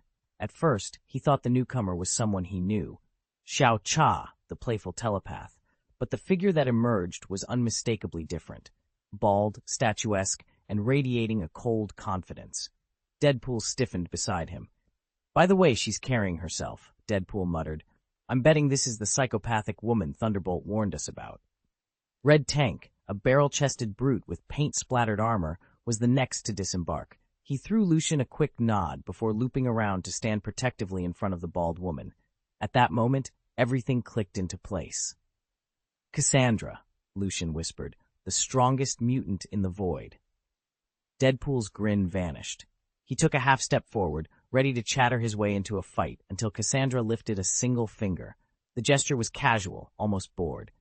But the effect was instantaneous. A wave of force drove Deadpool into the pavement so swiftly that only his head remained above ground.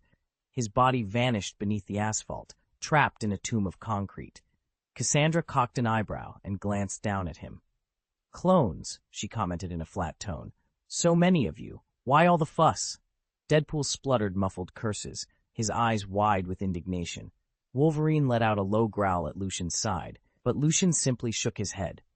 Let her do her thing, he said quietly. We'll step in if she moves against the others. Cassandra sighed, flicked her hand again, and the ground around Deadpool sealed with a neat crack.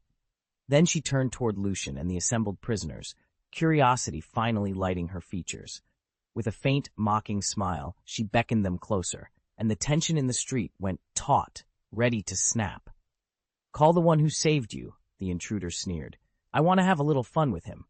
Principal, someone's here to see you, Wolverine barked. He'd already extended his claws, ready to pounce, when he spotted Deadpool pinned to the ground in the blink of an eye. With a snick, his blade slid home, and he shook his head. This is above my pay grade, he muttered. The principal can handle opponents like this. Turning on his heel, he called out, Lucian, now! Chapter 508, 2 Paths to Single Universe Ascension, Part 1. Wolverine, I hate you. Deadpool howls, staring in disbelief as Wolverine settles back in his seat. This isn't the Wolverine he remembers, the unflinching berserker who'd charge any threat without a second thought. Now, Logan calmly lights a cigar, flicks away the ash, and says, "Look, I can't solve every problem. No matter how big the enemy, Lucian's got it covered. I don't need to risk myself in every fight anymore. I'm okay with that." Once upon a time, Logan was humanity's unbreakable shield, biting back pain and exhaustion to protect strangers. He never hesitated, even when every battle left him bleeding and broken. But ever since they joined forces with Lucian, everything changed. Lucian became their living fortress, so invincible that even Wolverine counts himself among the people being guarded. Now, when he faces an opponent he knows he can't beat, he doesn't leap in, he just calls Lucian. "I'm not jealous, not one bit," Logan adds, smoke curling lazily around him. Deadpool tilts his head back, blinking rapidly as he fights to hold back tears. "You know what's crazy? I actually earned old Wolvie's trust." "My brother can't handle him," Cassandra murmured, her eyes alight with curiosity. "This prey is far more intriguing than I first imagined." Cassandra's expression grew more animated. She had spent untold eons drifting through the void, witnessing countless iterations of mercenaries like Deadpool, endless duplicates bickering and regenerating, impossible to kill. But there had never been a Wolverine. She'd always been captivated by the real thing.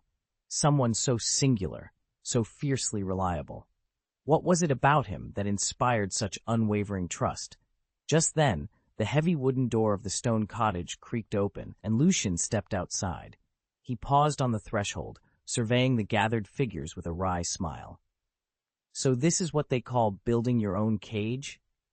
He had hardly expected to find Cassandra here, let alone arrive with her entire entourage. It felt less like a rescue and more like a deliberate handoff. Only moments ago, as he'd been recording the dimensional coordinates in his data slate, a startling realization struck him. In the Marvel Universe, his current power level must rival that of a Celestial, perhaps even an Elder One. Lucian folded his arms, meeting Cassandra's gaze with calm confidence. The hunt, it seemed, was only just beginning. Lucian had studied countless magical disciplines across the heavens, and though his raw power already matched that of a Skyfather, his true strength lay in the limitless ways he could fight. Yet even a Skyfather is still worlds away from the single universe tier, and countless leagues from the multiverse level. To bridge that chasm, Lucian has two possible paths to transcend his current station. The first strategy is to forge his own pocket dimension. Much like the demon lords of Marvel lore, he would anchor his power to the realm's very fabric. By dwelling within and continually expanding his personal universe, he could draw on its inherent blessings to wield single universe-class might. The larger and richer the dimension grows, the greater his combat potential becomes. Once his pocket universe blossoms into a full-fledged multiverse, his strength will rise accordingly. This is why so many demons prey on worlds throughout reality. Every conquered realm becomes raw material to strengthen their own dimensional empire. Lucian's ambition mirrored Dormammu's in the Dark Dimension. To conquer Earth across infinite realities, consume each universe at its core, and endlessly expand his own realm. For years he'd pursued this goal without pause. Drawing on the spatial magics of countless worlds, Lucian had already carved out a pocket dimension that answered only to him. Yet that was just the beginning. Now he immersed himself in the arcane science of life creation, determined to forge a fully realized universe from the void. The instant he succeeded, his power would surge beyond anything G yet seen, elevating him into the single universe tier as its unrivaled supreme being. Unlike the other cosmic demons of that rank, who merely usurped pre-existing dimensions, Lucian would be the true architect of his own realm. Consider Dormammu. Originally a human sorcerer, he seized the already formed dark dimension and crowned himself its lord. Or Mephisto. By means of deception and slaughter, he eliminated rival demons and claimed hell for his own. But to bring an entire world into being from nothing, a feat far more arduous than conquest, would secure Lucian's place at the apex of universal power. Dimensions encompass far more than just space and life. They embody the very fabric of reality itself. That's why the most powerful demons, those capable of spawning their own worlds, often dedicate tens or even hundreds of billions of years to forging and perfecting a single pocket dimension. Lucian, however, enjoys a rare edge. Through his mastery of arcane magic, he can dissect the underlying laws of the Marvel Universe while simultaneously drawing on cosmic principles from countless other planes. By cross-comparing, integrating, and transforming these diverse frameworks, he accelerates his progress far beyond someone who studies only a single world. There is, of course, a simpler, but far more arduous path. Amplify your personal magical core to such an extent that your raw power itself ruptures the veil between realms. In doing so, you elevate yourself to the status of a self-contained universe. Outside of a select few marvels who have personally crafted or seized existing dimensions, most demons and titans lack private realms of their own. They rely instead on sheer, undeniable force, an approach epitomized by the Celestial Divinity faction. Lucian was still a newborn among the celestial gods. His power hadn't even reached the father level, whereas the ancient celestial gods, who'd persisted through unfathomable eons, could ascend all the way to the multiverse tier. And yet, cultivating oneself from the single universe tier up to the multiverse tier was no easier than forging a whole new dimension. Even with Lucian's extraordinary Marvel-infused body, breaking into the single universe tier by sheer meditation would still take on the order of tens of trillions of years. Fortunately, his physiology carried a hidden advantage. Every clone he created shared in his cultivation, stacking their training efficiency. In theory, if he had 1 trillion clones, he could shatter the single universe barrier in under a year. With only 7 clones at his disposal, however, it would still take nearly 1 trillion years. As Lucian hopped from universe to record their coordinates, a sudden flash of insight struck him. There had to be a way to shortcut this process. After all, many of the Marvel demons employed a similar trick. If he could adapt their method to his own unique nature, he might accelerate his rise in power by orders of magnitude, and finally close the vast gap between himself and the ancient celestial gods. Lucian sat at his desk, eyes narrowing, as he worked the plan over in his mind. Demons had long exploited their followers' faith. They would grant mortals magical power, then tax them for it, using the levies to fuel their own ascent. If demons could do this, why couldn't he? His advantage lay in his clones, each one a fully functional duplicate capable of running the same scheme in parallel. The thicker his capital base, the more he could lend, and the greater the interest he would collect. Before long, he would accelerate his rise to the single universe tier. Once he reached that level, his lending network wouldn't be confined to his home reality. He could expand into any parallel universe whose coordinates he had recorded, multiplying his returns across the multiverse. The only stumbling block was knowing how demons recruited believers to channel magical power in the first place. Fortunately, Lucian had 2 promising leads. First, there was the Ancient One, the timeless sage who had tangled with demons more often than anyone alive. Surely he knew the rites and rituals that bound mortals into servitude. Failing that, Lucian could draw on a memory he had salvaged from his clone world, the account of Shen Chong, the so-called Root of Evil, one of Quanxing's 4 madmen. Rumor held that Shen Chong possessed a technique remarkably similar to the demon's own. Armed with that knowledge, Lucian's path to power would be clear. He would learn the secret of believer cultivation, set his clones to work, and watch his strength swell ever faster, until nothing in any universe could stand in his way. Chapter 509, Airflow Chi Confinement, Second Update.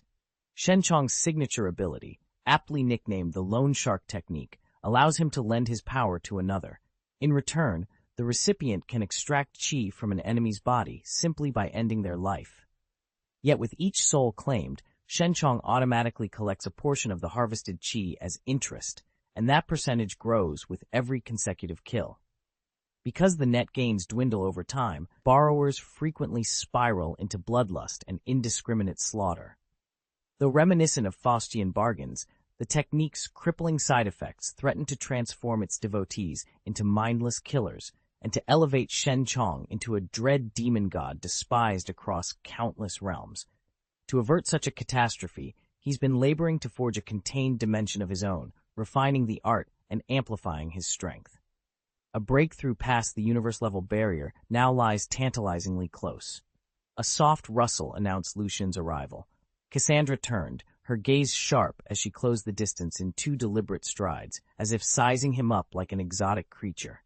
"And what name do you go by?" Lucian met her scrutiny with an easy, confident smile. "Just call me Lucian."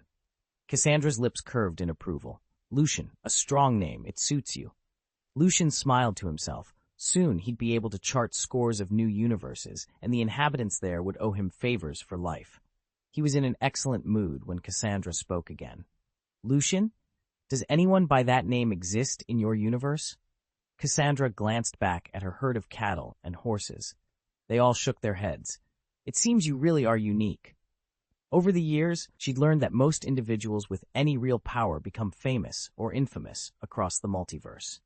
Their appearances might shift, male, female, even animal or infant, but their names and signature traits stay the same.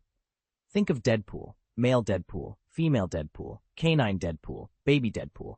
They all go by Deadpool, dress the same way, fight with dual swords and guns, and possess uncanny healing. Yet she'd never once heard of a Lucian, nor of his abilities or his attire. Someone that strong couldn't remain unknown. Lucian's grin widened.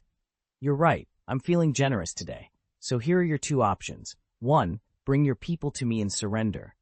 Lucian's voice cut through the chaos like a blade. "Die." He flicked his wrist once. At his signal, Deadpool snapped upright from the ground and shot back to Wolverine's side, twin katanas gleaming in his hands. Cassandra froze, then threw back her head and laughed, clutching her stomach.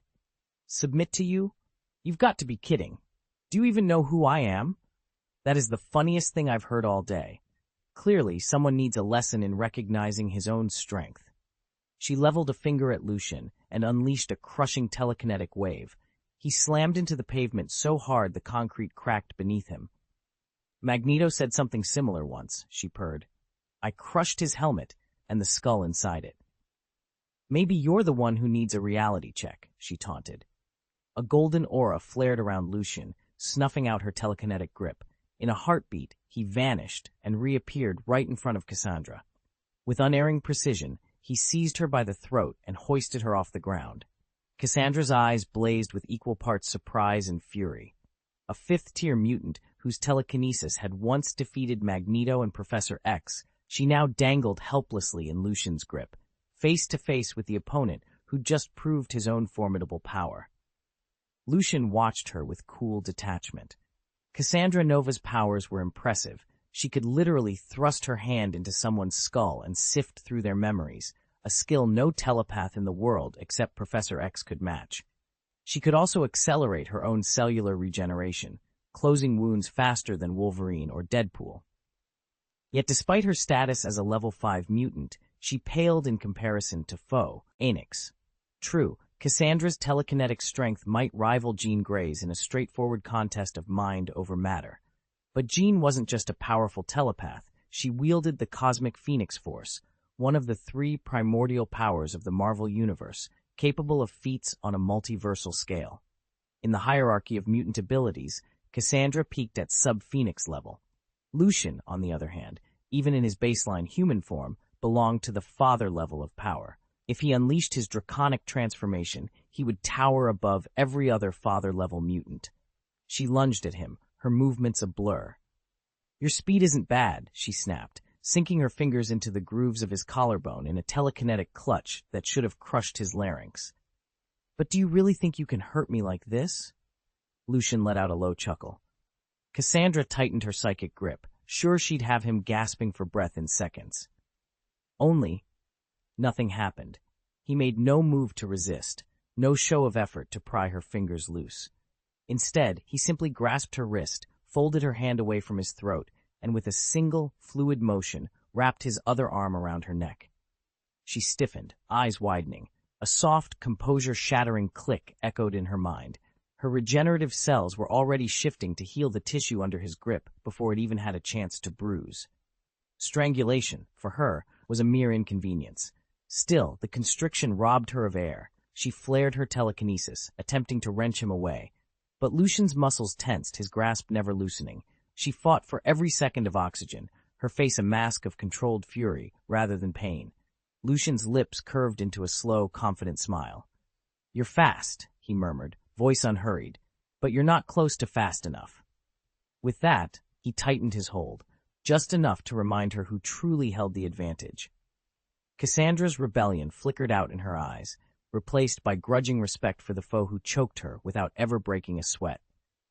I was barely using 1% of my power before. Now you'll feel the full force, Cassandra snarled. In an instant, her telekinesis amplified 100-fold, sweeping toward Lucian like a living storm. Ordinary people would have been crushed into pulp under such pressure, but Lucian was no ordinary man. His body, owned by years of discipline and shielded by the golden light curse, held firm. The radiance of his barrier wavered only briefly before snapping back. Cassandra's eyes went wide. She had never met anyone who could withstand her fully unleashed power. In every duel so far, no matter how tough her opponent, her telekinetic assaults had torn flesh from bone, leaving nothing but shards of marrow. And now, Lucian stood unbroken before her. "This can't be," she muttered, disbelief creeping into her voice. Determined to prove herself, she hurled wave after wave of crushing force at him, each more violent than the last. Yet every time, Lucian's golden aura flared to life, repelling her onslaught without so much as a tremor to his stance. Cassandra's confidence faltered. She had unleashed her greatest strength, and still she found herself staring at an immovable wall. Lucian watched Cassandra struggle for words. At last she spat out, "Fine, your defenses are impressive, but you can't kill me. You know nothing about this world." Ignoring her challenge, Lucian thrust out his hand. Brilliant arcs of lightning leapt from his fingertips and struck Cassandra full on. Her body sizzled, blackening instantly as if it were nothing more than paper in a fire. She let out a gurgled gasp as Lucian's power seared through her, but he didn't relent. Drawing on the strange technique he'd learned from Xiao Xiao, he inhaled sharply, then exhaled with equal force, "Ha!" and a surge of white air blasted into Cassandra's chest. In that moment, her eyes widened in horror as her soul was torn free, billowing out like smoke before him. Cassandra tried to scream, to will herself back into her body, but there was nothing left to return to. The lightning had reduced her flesh to charcoal, and it crumbled away into a handful of black ash. Without her soul animating it, her body's telekinetic healing couldn't kick in. She lay extinguished and broken, no different from any ordinary corpse. Lucian stood over the ashes, breathing steadily. The world had just gotten a little quieter. "Release her spirit and bind it to the general." Black chi erupted from Lucian's core, coiling around Cassandra like suffocating smoke. She thrashed and kicked, but the dark aura constricted tighter with every desperate breath. Within moments, Lucian's will prevailed, and Cassandra's soul shattered free. Swiftly, he invoked his soul-binding general technique, imprisoning her wandering spirit in an ethereal cage. "Now, to finish the rest," Lucian murmured. With a single, fluid motion of his arm, arcs of crackling lightning leapt from his fingertips. The chains of pure energy raced outward, ensnaring Cassandra's guards before they could react. In an instant, each man collapsed to the ground, knocked into a deep, unbreakable slumber. Silence fell over the battlefield. Cassandra lay motionless, her soul trapped. Her troops lay sprawled and defeated. Lucian stood at the center, his raven-black cloak billowing, the victor of yet another impossible fight. Chapter 510, The Time-Crushing Warrior. "That's it?"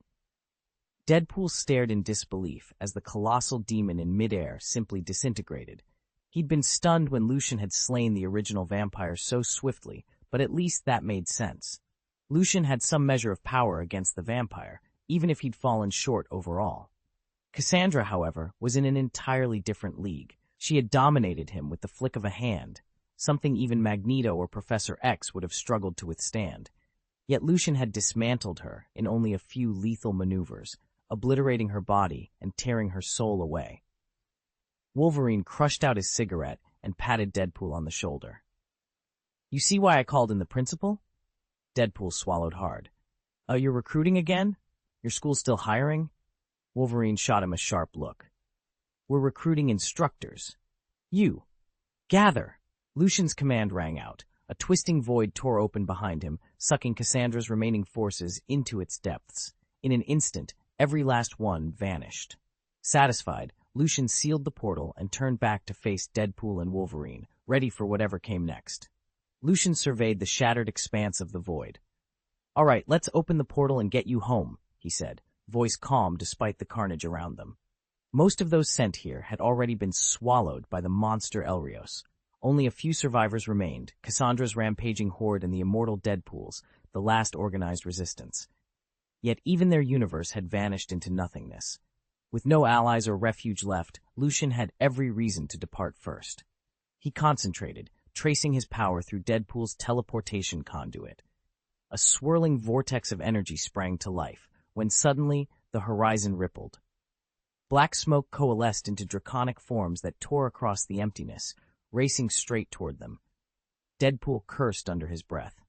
What in the nine hells is that? Lucian's eyes narrowed as he felt the oppressive force radiating from the storm. Not Elrios, something far more primal. He touched his chin thoughtfully. An incarnation of annihilation, I'd wager. Its essence is pure uncreation. Lucian recalled the hierarchy of the cosmos. Eternity, the living embodiment of time and the sum of all realities. Death, sovereign of every soul's final rest. Infinity, the personification of space. Annihilation, the force that unravels existence itself. And Galactus, the devourer of worlds. To face one such cosmic entity in the void was madness, and yet here they stood, the last hope of a lost universe, with no choice but to stand and fight. Chapter 7. Lucian's mind raced as he surveyed the rift before him. In his previous life, he'd learned of the greatest cosmic forces in the Marvel Multiverse. Infinity, the embodiment of space and matter, the architect of every pocket dimension. Annihilation, the living blankness that can erase all existence. Its power defies measurement. The planet devourer, a gargantuan predator that drifts through realities, consuming whole worlds. Its strength waxes and wanes with each planetary feast. Yet now a new name had surfaced, Elrios. According to his readings, this monster could purge entire timelines from the void. Even Kang the Conqueror had wielded it to eradicate countless parallel universes. Was Elrios simply another guise of annihilation? The thought chilled him. Move, Lucian snapped. He grabbed Deadpool's arm and shoved Wolverine behind him, herding them toward the shimmering portal. With powers like Elrios roaming free, there was no honor in a stand-and fight. Survival meant retreat, swiftly and silently. They tumbled through the gateway and emerged in a deserted alley. The portal winked shut, just as the ground trembled with distant thunder. Lucian pressed his back against a crumbling brick wall, chest heaving. Deadpool winced at the bump. Hey, thanks for the ride, Lucian. Although I gotta say, your car's a little drafty. Lucian rolled his eyes. On behalf of Wade, I thank you for choosing this vehicle. He couldn't make it today. He forced a grin. Let's keep moving. We've got to find higher ground before Elrios hunts us down. Together, the trio melted into the night, shadows against a sky on the brink of oblivion. If you have any problems later, just let me know. I'll help you sort them out. In the parking lot behind a New York car dealership, Peter was shaking hands with a young family after finalizing their new car purchase. Lately, his friend Wade had been in a foul mood. Sales had been slow, and he'd just been chewed out by the boss. Peter had promised himself that even if it was just one more sale, he'd make sure Wade left the day feeling better. After all, in Peter's eyes, Wade was the fastest, fiercest hero around. As Peter returned to Wade's side, offering a reassuring smile, the air behind them shimmered, and a portal appeared. Out stepped Wade Wilson, better known to the world as Deadpool, his scarred face hidden behind the familiar red and black mask. Before Peter could say a word, Deadpool slipped his arms around Peter's waist from behind. "Peter, I love you forever," Wade chirped into his ear. Peter froze for a moment, then laughed and winked as he straightened his mask. At long last, the merc with a mouth had shaken off his funk and was back in full crime-fighting mode. Leaning against a nearby SUV, Wolverine groaned and buried his face in a gloved hand. "Oh, please." Beside him, Lucian, who'd come along just to see what all the fuss was about, couldn't help the amused twitch of his lips. With a pair like these two, he thought, you'd swear they were hopeless romantics if you didn't know just how unconventional Wade could be. "Enough dilly-dallying," Lucian called out. "Let's go." "We still have to find Paradox and stop him before he fires up the time-crushing machine," Lucian said, tightening his grip on the hilt of his sword. "Right?" Deadpool agreed, cracking his knuckles. "Let's take that bastard down, first thing." Deadpool released Peter, who staggered forward, blinking, and followed Lucian out of the parking lot. Peter offered Wade a grateful grin. "I clocked in for you this morning, Wade, so don't worry about covering your shift." Wade blew him a kiss. "Thanks, Webhead, but time's ticking. Paradox is hot on our trail." A glowing, golden arrow hovered in front of them, marking the direction. Lucian closed his eyes, gathered a handful of iron sand motes, and compressed them into a single, dense sphere. With a sharp exhalation, he flung it skyward, its latent energy propelling him, Wolverine, and Deadpool toward Manhattan. Minutes later, they touched down at a seemingly ordinary subway entrance. Beneath its unremarkable facade lay a covert time variance authority base in Universe 1005, and at its core, the dreaded time-crushing machine. Through reinforced glass panels, they spotted Paradox and his crew hunched over the machine's control banks, fine-tuning its activation sequence. By their estimation, it would take several more hours before the device was fully operational. Lucian glanced at his teammates. "Logan, Wade, get Paradox and his goons under control. I'll infiltrate the engine room and shut that thing down." Deadpool gave a hearty thumbs up. Wolverine unsheathed his claws. Lucian whispered a door-opening spell. The subway gate slid apart on silent rails, revealing a dimly lit corridor pulsing with blue TVA runes. They slipped inside. The heart of the TVA's hidden stronghold awaited, and with it, the fate of time itself. Lucian finished tapping into the gate guard's memories, then gave Wolverine and Deadpool a curt nod. Together, they descended to the second subterranean level, where the fabled time-crushing engine lay in cold silence. Paradox and his lackeys were merely ordinary humans armed with primitive temporal rods, no match for Wolverine's adamantium claws and Deadpool's twin katanas. Lucian's objective went beyond stealing the universe's coordinates. He'd come for this very machine, a device rumored to erase an entire timeline with a single pull, C. Though Lucian lacked formal training in advanced technology, his arcane expertise would let him reforge the engine into something far more potent, a magical artifact of unimaginable power. "Let's end this," Lucian murmured. In an instant, Wolverine and Deadpool sprang into action, cutting down the Time Guard sentries with brutal efficiency. When the last guard fell, Lucian stepped forward and pressed his palm against the engine's cold metal husk. He began to chant in a low, resonant voice, "Awaken, Spirit of Time." A surge of shimmering energy enveloped the machine as Lucian unleashed his alchemical transformation. The awakening spell coaxed a hidden intelligence to life, stirring flickers of consciousness within the gears and circuits. Then, with the mimicry transformation spell, the engine's form rippled and shifted, its brute mechanical facade melting away to reveal a sleek, rune-etched relic pulsing with arcane light. Lucian straightened, a triumphant smile curving his lips. The universe's timeline would soon bow to his command. Soon, the device Lucian had dubbed the Time Crusher began to shift, its metal panels sliding and rotating with a whir of servos. In moments, the tabletop contraption unfolded into a towering humanoid machine, its limbs bristling with arcane conduits and pulsating runes. Lucian stepped forward, his eyes gleaming with anticipation. "Time Crusher Warrior, I am your master."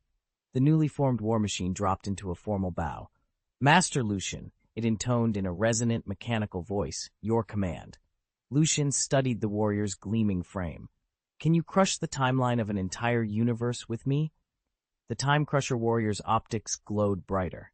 "Yes, Master, but only if you channel sufficient magical power into my core, or if I am allowed to absorb enough ambient energy first." It straightened, gears clicking into place, ready for Lucian's next order. Chapter 511, Time Variance Management Bureau. Second update. "That won't be an issue." Lucian waved dismissively and drew the Time Smasher into his personal pocket dimension. In his current state, he could barely annihilate a single planet. To wipe out an entire universe, he'd need to ascend to the single universe tier, an advancement that would yield far greater destructive potential.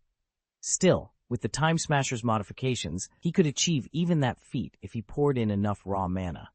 Magic reserves were his only real limitation.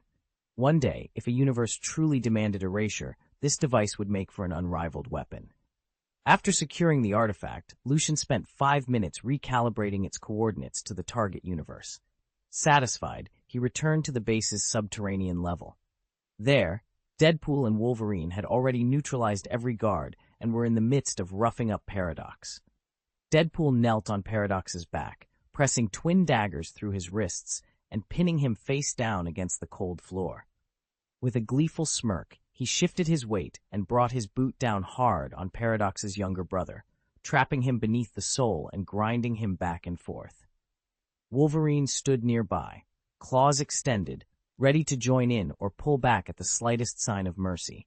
Chaos reigned in the dimly lit chamber, but Lucian knew there was still work to be done. Lucian steadied his breath. "Don't be impulsive," he warned himself. He stood in the safe room at the base's lowest level, the energy node for the time-crushing machine. Sealed walls hummed with latent power as he closed his eyes and activated his ability. With a sharp snap, the conduits for matter and antimatter energy throbbed to life, mechanical arms unfolding and clicking into place. Readings on every screen spiked in unison. If the Time Variation Administration tried to stop him now, he'd show them just how far he was willing to go. Memories of his recent deeds flashed through his mind, infiltrating a collapsing timeline to rescue Wolverine, banishing several unstable variants back to their original universe, and secretly reconfiguring the Time Crusher's core circuits before spiriting the entire device out of the base. Wolverine's entanglement hadn't been planned. He'd been caught in the wave of distorted chronons, but Lucian refused to leave him behind. Now, with the commandeered machine humming beneath his fingertips, he deployed the final stage of his plan. He tapped into a covert subroutine and forged a neural link to Commander Morgan's interface. Instantly, compressed data flooded her mind, the unedited footage of the Blade Warrior's departure, the detailed schematics of the Time Crusher, every log entry charting his sabotage. He purposely left the most damning sequences intact. He waited for her response. A crackling voice filled the comm channel. "Time guards, mobilize," Commander Morgan ordered, her tone flat and unyielding. "Lucian and his collaborators are to be apprehended at once. Their sentence, permanent exile to the void. Report back when the task is complete." Lucian's jaw tightened. The game was on. Lucian stiffened at the stranger's embrace. With a muttered incantation, he unleashed a repulsion spell that sent Deadpool hurtling backward. He'd never realized that merging matter and antimatter energy could create such a powerful push, nor had Deadpool. The mercenary slammed into the floor, bounced up, and somehow landed squarely on someone's groin before ricocheting back to Lucian, arms flailing in a frantic, grateful hug. Even Wolverine gaped.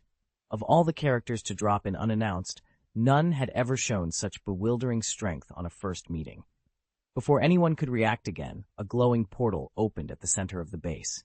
A broad-shouldered black woman stepped through, flanked by a dozen Time Guard enforcers. She froze when she saw Lucian and Wolverine moving toward the exit. Deadpool, still half clinging to Lucian, waved after them with a regretful grin. "Wait, tell me, how do I stop my universe from collapsing?"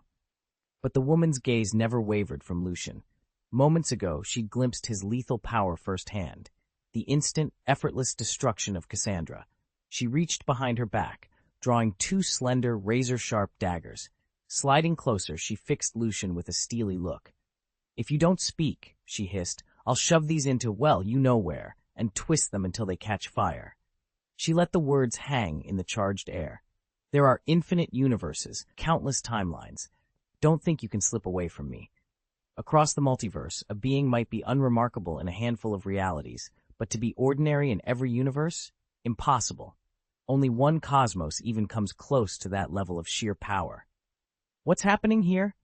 Commander Jabari demanded, her dark eyes sweeping the scene. "No trouble at all," Lucian replied, easing pressure off the temporal guard controls. "We're ready to return to our own universe. Make sure this world has truly been stabilized," she ordered. Paradox, his cloak billowing in the temporal winds, caught sight of Commander Jabari and abruptly pointed at the three Lucians, standing side by side. "They're deliberately distorting cause and effect," he accused. Commander Jabari studied them for a long moment. Convinced he was wrong, she gave a dismissive nod. Lucian relaxed the guards entirely, offering her a courteous smile. At his gesture, a glowing portal tore open behind him. "Thank you for your cooperation," Lucian said. "Once things calm down on our end, I'll visit your universe, in return." With that, the trio of Lucians stepped through the portal and vanished. Commander Jabari's lips curved into a faint smile as she turned to leave. She'd compared every detail and decided not to pursue the matter, at least for now. But before she could dismiss her team, a thunderous explosion shook the chamber's foundations. Dust rained from the ceiling, and the floor buckled beneath their feet. "If we don't get out of here, we'll be buried alive," one of her lieutenants shouted. Another junior officer sprinted forward, breathless. "Commander, urgent report from Universe 1005 under Paradox's jurisdiction. Someone's activated the time compression engine without authorization." Commander Jabari's expression hardened. "Paradox has used the time crusher?" She straightened her uniform. "Seal the exits. Prepare for overwatch. We're not letting that engine run amok." Lucian stood in the center of the high-vaulted chamber, its walls pulsing with streams of temporal energy. Before him, a trio of Time Variation Authority officials regarded him with stern faces. The tallest among them, a broad-shouldered, dark-skinned woman, cleared her throat and spoke. "We will punish you in accordance with TVA regulations," she declared. "You will be cast into the empty place to fend for yourself." Lucian's shoulders slumped. He raised his hands, pleading. I never meant for any of this to happen. Please show mercy. Your universe isn't stable. It will collapse in a few thousand years. If you let me go, I swear I will find a way to save it." A fourth voice, calm and confident, cut through the tension. "Save yourself the trouble of begging. I know exactly how to prevent this universe from imploding." The lead administrator frowned. "Regardless of your intentions, you violated the sacred flow of time. However," she exchanged a glance with the official seated at her right, "you have indeed rescued this reality from destruction. In light of that, we will forego prosecution. You will be returned to your own universe." A guard at the back barked, "Cover your ears," and 3 more officials obeyed instantly. The lead administrator nodded at another guard. "And retrieve all available records on Lucian's universe." "Understood," he replied, tapping a control on his forearm. Lucian took a step forward and placed his hand on the administrator's forehead, right between her eyebrows. In an instant, he projected a concise stream of images and impressions, key events, crucial dates, the moment his universe first teetered on the edge of collapse. It all flooded into her mind. Nearby, Paradox, bound in shimmering temporal restraints, whined and pleaded silently for relief. The administrator's lips tightened as she absorbed Lucian's vision. Then, from the shadows at the far end of the chamber, a figure emerged with deliberate steps. Logan, Wolverine of this reality, revealed himself, claws sheathed, but his gaze razor-sharp. The administrator's suspicion transformed into shock. You shouldn't be here," she whispered. "The Wolverine of this universe is dead. You're a mutant smuggled in from another timeline." Logan's eyes flicked to Lucian, then back to the officials. In that charged moment, the fate of 2 universes and 2 Wolverines hung in the balance. Lucian didn't wait for the Time Variance Authority to come calling. He preferred to be the one to break the news, and he knew it would give the impression that he meant no harm. This was far too serious a matter to handle any other way. He gathered his team at once and headed straight to the TVA headquarters. Inside the main control room, Director Margot Blackwood, a formidable, no-nonsense woman, was already on edge. Ever since the energy surge that threatened to tear the universe apart, she'd been monitoring every anomaly. Across a wall of holoscreens, TVA programmers hunched over their consoles, fingers flying as they ran diagnostics. Anxiety rippled through the room like static. "Director Blackwood," Lucian said, stepping through the door with calm confidence, "I'm pleased to report the universe is stable again." A hush fell. One of the junior analysts tapped the nearest screen. A wave of green confirmed that space-time had indeed snapped back into equilibrium. The tremors of temporal disturbance had vanished. "Truly?" Blackwood's voice was sharp. "Our scanners still show unauthorized chronal signatures." Lucian raised a hand, cutting her off. "You'll verify everything on your end. I used the same principle that Wolverine and Deadpool did in the film, connecting matter and antimatter to rebalance the energy flow. Only I didn't need a body shield. I have my own ability." The TVA coders exchanged horrified glances. Unauthorized time travel, energy manipulation, both were direct violations of TVA protocol. Lucian met their wide-eyed stares with a wry smile. "I know the rules," he he said. But you also know what was at stake. If this had gone on any longer, the entire cosmos would have collapsed. I'm here to own up and to show you the readings that prove it worked. Director Blackwood studied him for a long moment. Then she inclined her head. All right, mister. She hesitated, glancing at his ID. Lucian, let's see your data, and we'll decide what to do about the regulations you just broke. With that, Lucian stepped forward, ready to reveal every detail of his risky, but ultimately universe-saving intervention. Chapter 7. The Anomaly Commander Helena Gorgon surveyed the variance analyzer's display, her arms folded as the data scrolled by. Think of Peter Parker, she said, her voice carrying easily through the chamber. In the vast majority of universes, he's Spider-Man. Yet in a handful of realities, Gwen Stacy takes up the mantle, while Peter remains, well, Peter. She tapped a control pad. Now imagine the reverse. One universe where Peter's ordinary, but in every other he swings through the city. The assembled agents exchanged glances. At Helena's nod, they activated the machine. Arcane symbols traced themselves across the hollow interface, the analyzer humming as it located the temporal disturbance. When the readout stabilized, a murmur of astonishment rippled through the room. Helena's brow furrowed. The readings confirmed it. A single universe in which Lucian, otherwise an ordinary young man everywhere else, had gained spider-like powers and become a costumed hero. That discrepancy, small though it seemed, threatened to unravel the delicate fabric of time. Before anyone could move, a shaft of shimmering blue energy shot from the ceiling. In an instant, Lucian, standing frozen at the chamber's center, was locked in place by a temporal stasis field. His wide eyes stared blankly at the ceiling as his body remained suspended, untouched by fear or motion. Helena tapped her comlink. Paradox contained, she announced crisply. Team, prepare for stasis transport. Her second-in-command hesitated, jaws tight. The anomaly was fascinating, but risky. If Lucian's power continued unchecked, the entire Time Variance Administration's mandate could be compromised. Yet Helena made her decision. No further inquiry, she ordered. This subject's exceptional. His strength alone suggests he could resist any standard correction protocol. We turn a blind eye. Our priority is stability. Meanwhile, near the observation deck's rear, Deadpool rose from the floor, dusting himself off. Wolverine leaned against a railing, arms crossed, watching with uncharacteristic amusement. Deadpool flashed them both a grin. Well, folks, he declared, that universe is saved, courtesy of yours truly. He tapped his katana hilt, or, to be precise, thanks to my excellent torture techniques while Logan here provided moral support. Logan merely rolled his eyes and muttered something about not helping. Helena exhaled sharply. That's the status quo, she said, not bothering to hide her skepticism. Remember the Parker example. One outlier does not a collapse make. Lucian's anomaly is contained, for now. As Lucian's still form was lifted onto the stasis cradle, the commander turned away. In the TVA's ledger of extraordinary cases, this one would be filed under spider anomalies, neatly bracketed until the day someone decided to press play again. And somewhere, in at least one stretching strand of reality, Lucian remained Spider-Man, the solitary exception to a cosmic rule. Lucian is unremarkable in every universe but one. There, he wields extraordinary power, and it's the first time she's ever encountered anything like it. Chapter 512, The Yang God Unleashed, First Update. How about Taoist Master Fang?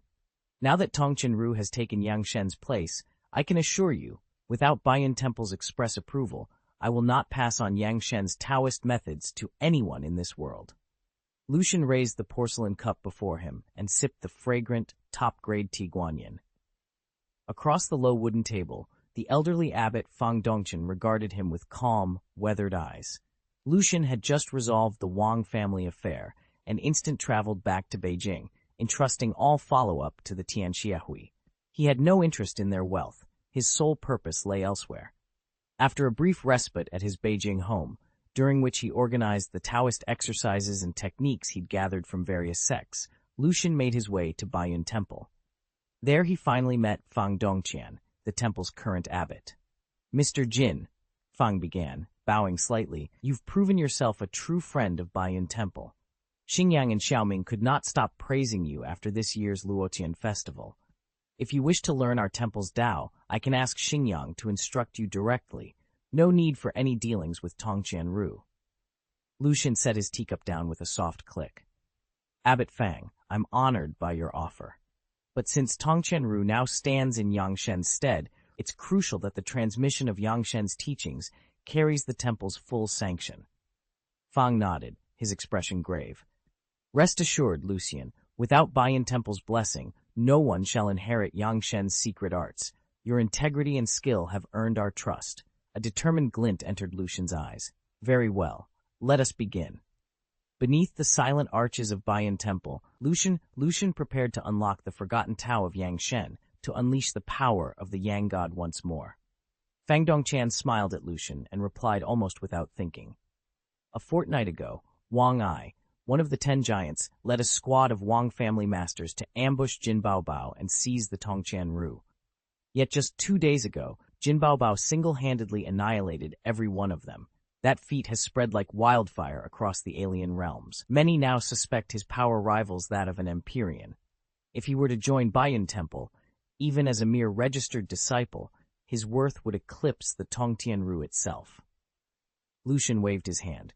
No, thank you. I believe in fair exchanges and don't deal in petty gains. He declined Fang's generous offer. True, Liu Xingyang had agreed to teach him unconditionally, which, in effect, would bind him to Bayan Temple. But Lucian wasn't about to accept a free lunch. It wasn't fear of future obligations. After all, his avatar's strength in this world was virtually unmatched. It was simply a matter of avoiding needless entanglements. Lucian's ties to Liu Xingyang and Huang Ming were purely personal. If they ever found themselves in danger, he'd help them, time permitting. If he couldn't, he'd simply let it go. As for the incident at Bayan Temple, that was none of his concern. But if he formally joined Bayangguan, what then? If the sect fell into trouble, would he step forward to defend it? If he didn't, he'd later regret the hours he'd poured into his cultivation. A divided heart can't master the spirit's refinement. After all, Bayangguan's legacy stretches back centuries. You can't afford to treat decades of tradition as a mere footnote. That's why Lucian saw no better option than to exchange the Yangshen method for the Tongqian scripture. It's a clean, straightforward transaction. Mister, Jin is a man of noble character, he reminded himself, so I'll follow his guidance. Fang Dongtan wasn't taken aback by Lucian's answer. He'd merely been probing. Even if Lucian never adopted the Tongqian scripture and still rose to the top, he'd profit handsomely. More than that, the test lay in Lucian's character. If he'd agreed at once without weighing the implications, he'd shown he hadn't really thought it through. Lucian's upbeat attitude might give the impression that he had no intention of honoring his end of the bargain and was simply angling for a free handout. Yet his refusal to hand over his treasured techniques without compensation demonstrated a clear moral line, proof enough that he'd see the deal through.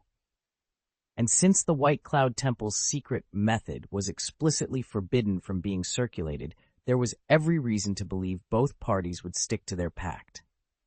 I promised you the Tongqian scripture, Lucian said, as soon as Fang Dongtan signaled his agreement.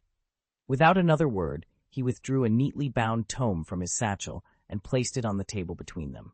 He felt no fear that the White Cloud Temple might turn around and sell it off just as he had.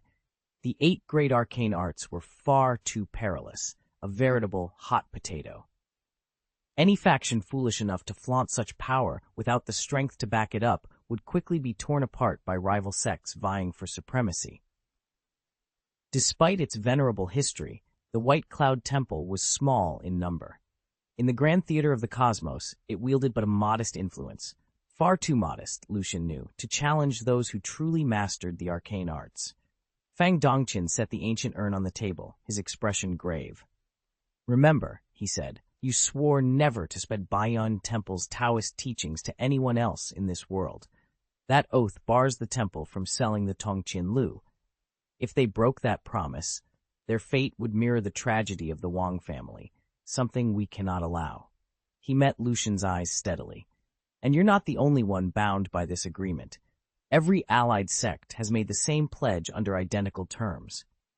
He pressed a finger to his forehead, took a steadying breath, then lifted the Babel urn once more. Still, I will honor my part. I accept the Tongqian Lu. Let this old man teach you these Taoist skills in person. Late that night, Lucian, having just absorbed Yang Shen's Taoist techniques from Baiyin Temple, materialized back at his apartment. No sooner had he closed the door behind him than the bell rang again. He muttered, "Great, he's home late without his keys. Looks like he's really ready to move out." With a flick of his will, Lucian peered through the door. Outside stood Jin Yuan, swaying slightly, a half-empty bottle clutched in one hand. Lucian shook his head and sighed. Now that he'd unraveled the deeper workings of this world, Jin's ordinary identity barely registered. The rules had changed, permanently, and there was no turning back. In just a few days, Lucian would wipe Jin Yuan's and the rest of the family's memories of him, much like Hermione had done for her parents. Since he now inhabited Jin Baobao's body, even if it was little more than a shell, he felt he owed the boy a debt of gratitude. When he erased their memories, he'd also work a gentle enchantment to stabilize their bodies, granting them several extra healthy years beyond what ordinary people could expect. As for money, the Jin family had plenty. What they truly lacked was a sense of fulfillment.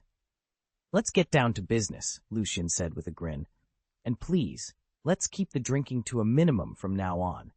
He stepped inside and guided the still staggering Jin Yuan to a chair, channeling a small pulse of magic to clear his head. "Oh, and by the way," he added, "today isn't actually a business meeting. It's a college reunion organized by Wang Ye. I haven't seen him in ages. He told me he ran into you at Longhu Mountain a few days ago while handling an order." Jin Yuan blinked, poured himself a glass of water, and took a careful sip as consciousness fully returned. Lucian watched him closely, feeling an unexpected warmth in his chest. "That really was quite the coincidence," Jin Yuan said, offering Lucian a rueful smile. "Why did Taoist Wang invite you to that banquet?" Lucian asked, raising an eyebrow.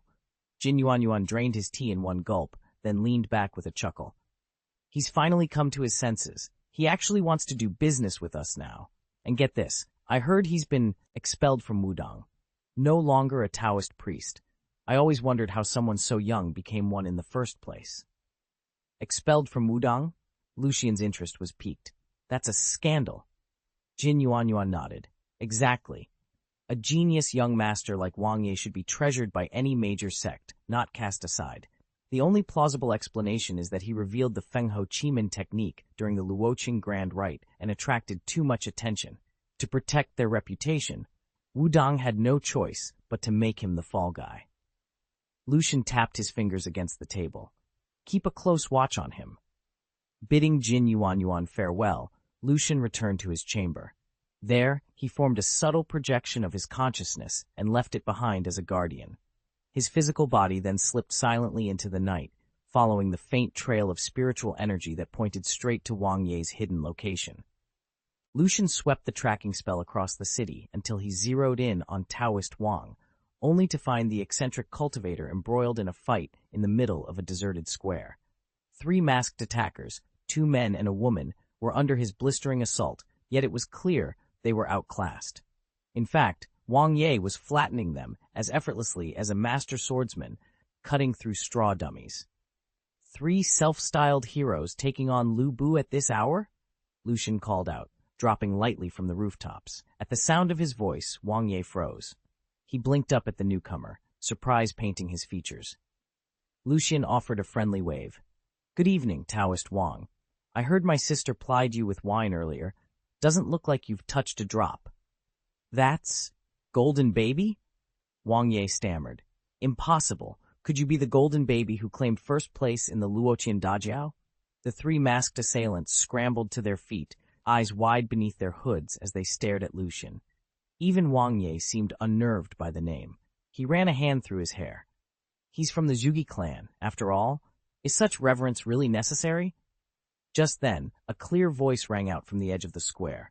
"Wang Ye!" It was Zhu Qing, confirming everything. Lucian straightened, a half-smile playing on his lips as he prepared to broker peace, or perhaps stir up a little more trouble. Lucian hadn't gone 10 steps before 3 young members of the Zhuge clan fell in around him. They weren't here to fight, just desperate to meet the man who toppled the Zhuge family's own rising star. After all, this was a clan with centuries of history and countless martial prodigies. Defeating Zhang Lingyu and claiming first place in the tournament was no small feat. Is that really him? Lucian, he's the one who beat Zhang Lingyu, right? He is. Oh my goodness, this is the real Lucian. You're my hero. Lucian, could I get your autograph? The girl with the striking dark eyeliner fished a pen from her pocket and, finding no paper, rolled up her sleeve to bare her pale forearm. Right here, please? The other two fanboys edged in, practically vibrating with excitement. There's a rumor you single-handedly wiped out the head of the Wang family and all his disciples. Is that true? Lucian paused, amusement flickering across his face. Not exactly. I only dealt with Wang Ai and the few masters he brought along. As for those who stayed behind, I had nothing to do with them. The trio collectively exhaled, half in relief, half in awe. Lucian dipped the pen and scrawled his name across the girl's arm. A few days ago, he'd never have guessed he'd end up with fans on this strange new world. Yet here he was, the reluctant celebrity of the Zhuge clan's younger generation. Wang Ye's face went pale. Lucian killed Wang Ai, and most of the Wang family's masters? He'd only just descended from Wudang Mountain and returned to Beijing 2 days ago. How could something so earth-shattering have happened in the other world while he was away? At the next table, a young cultivator named Zhao Ping set down his tea with a soft click. My lord, you really haven't heard? Overnight, the entire Wang clan was wiped out in the other world. Now everyone bows to Grandmaster Jin and Elder Tianxi as the two supreme powers of that realm. Wang Ye swallowed hard. Since unveiling the Feng Hao Chiman formation at the Luotian ritual, he'd been under intense scrutiny. He slipped away before the ceremony ended, shook off his watchers on Wudong, and hurried home to protect his family. Yet on arriving in Beijing, he found his estate peppered with cultivator spies and his household under constant surveillance. He'd spent every waking moment fortifying defenses. He hadn't even logged into the otherworld forums. I've been completely absorbed in family matters, he admitted, voice tight. I had no idea this was unfolding. Zhao Ping nodded gravely. You must be deeply concerned for your kin. Wang Ye clenched his fists. In the span of a single night, his entire clan had fallen, and the two figures behind it were the very people everyone feared most. He could no longer afford to watch from the sidelines. Why are you here so late? Just to swap ideas. After signing the documents, Lucian glanced up at Wang Ye with a teasing smile. Wang Ye scratched the back of his head and outlined the situation. I just got off the phone with Zhuge Qing. He's landed and rushed straight here. I asked Brother Du to reserve a Cantonese restaurant. Since we're all here now, why not have dinner together? His invitation wasn't born of awe or admiration for Lucian.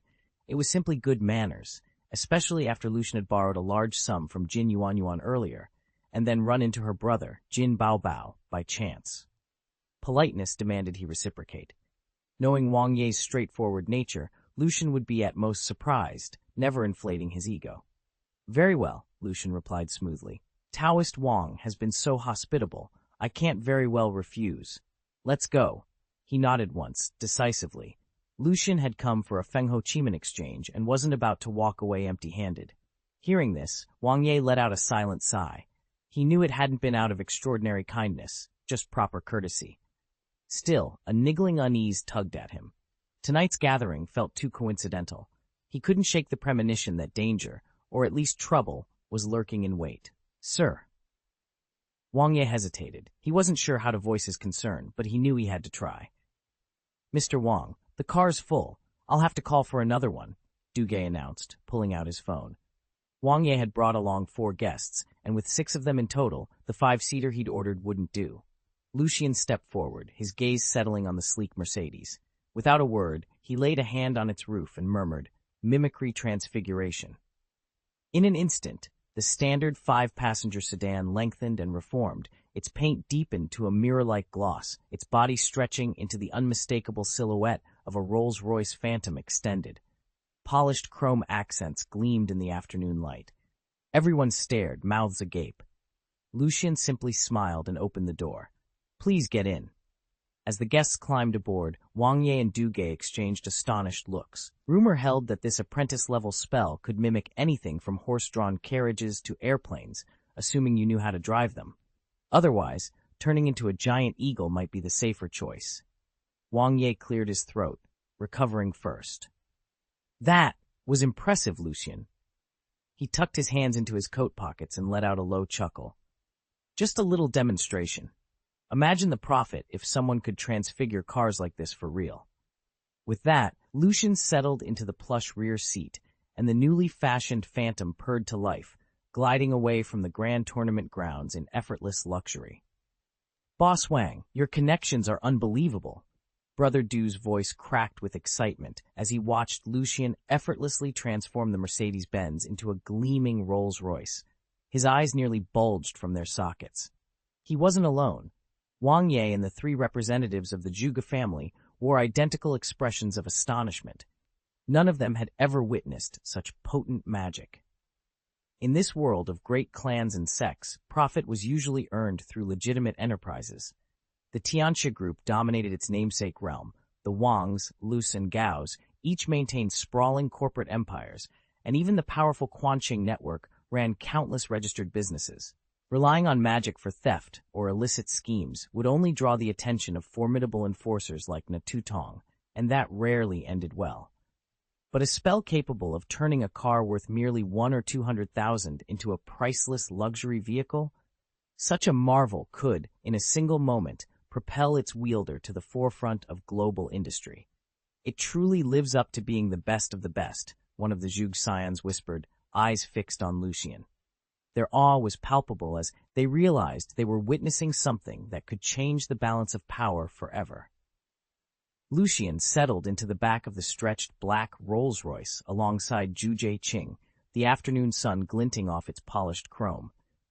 Though all of them were roughly the same age, and Jin Baobao possibly even younger, their combined strength and magical attainments were formidable. No wonder Jin Baobao had already earned the lofty title of Old Tianxi. Within minutes, they arrived at Yin Ding Xuan, a renowned Cantonese restaurant in Guangzhou that Wang Ye had reserved.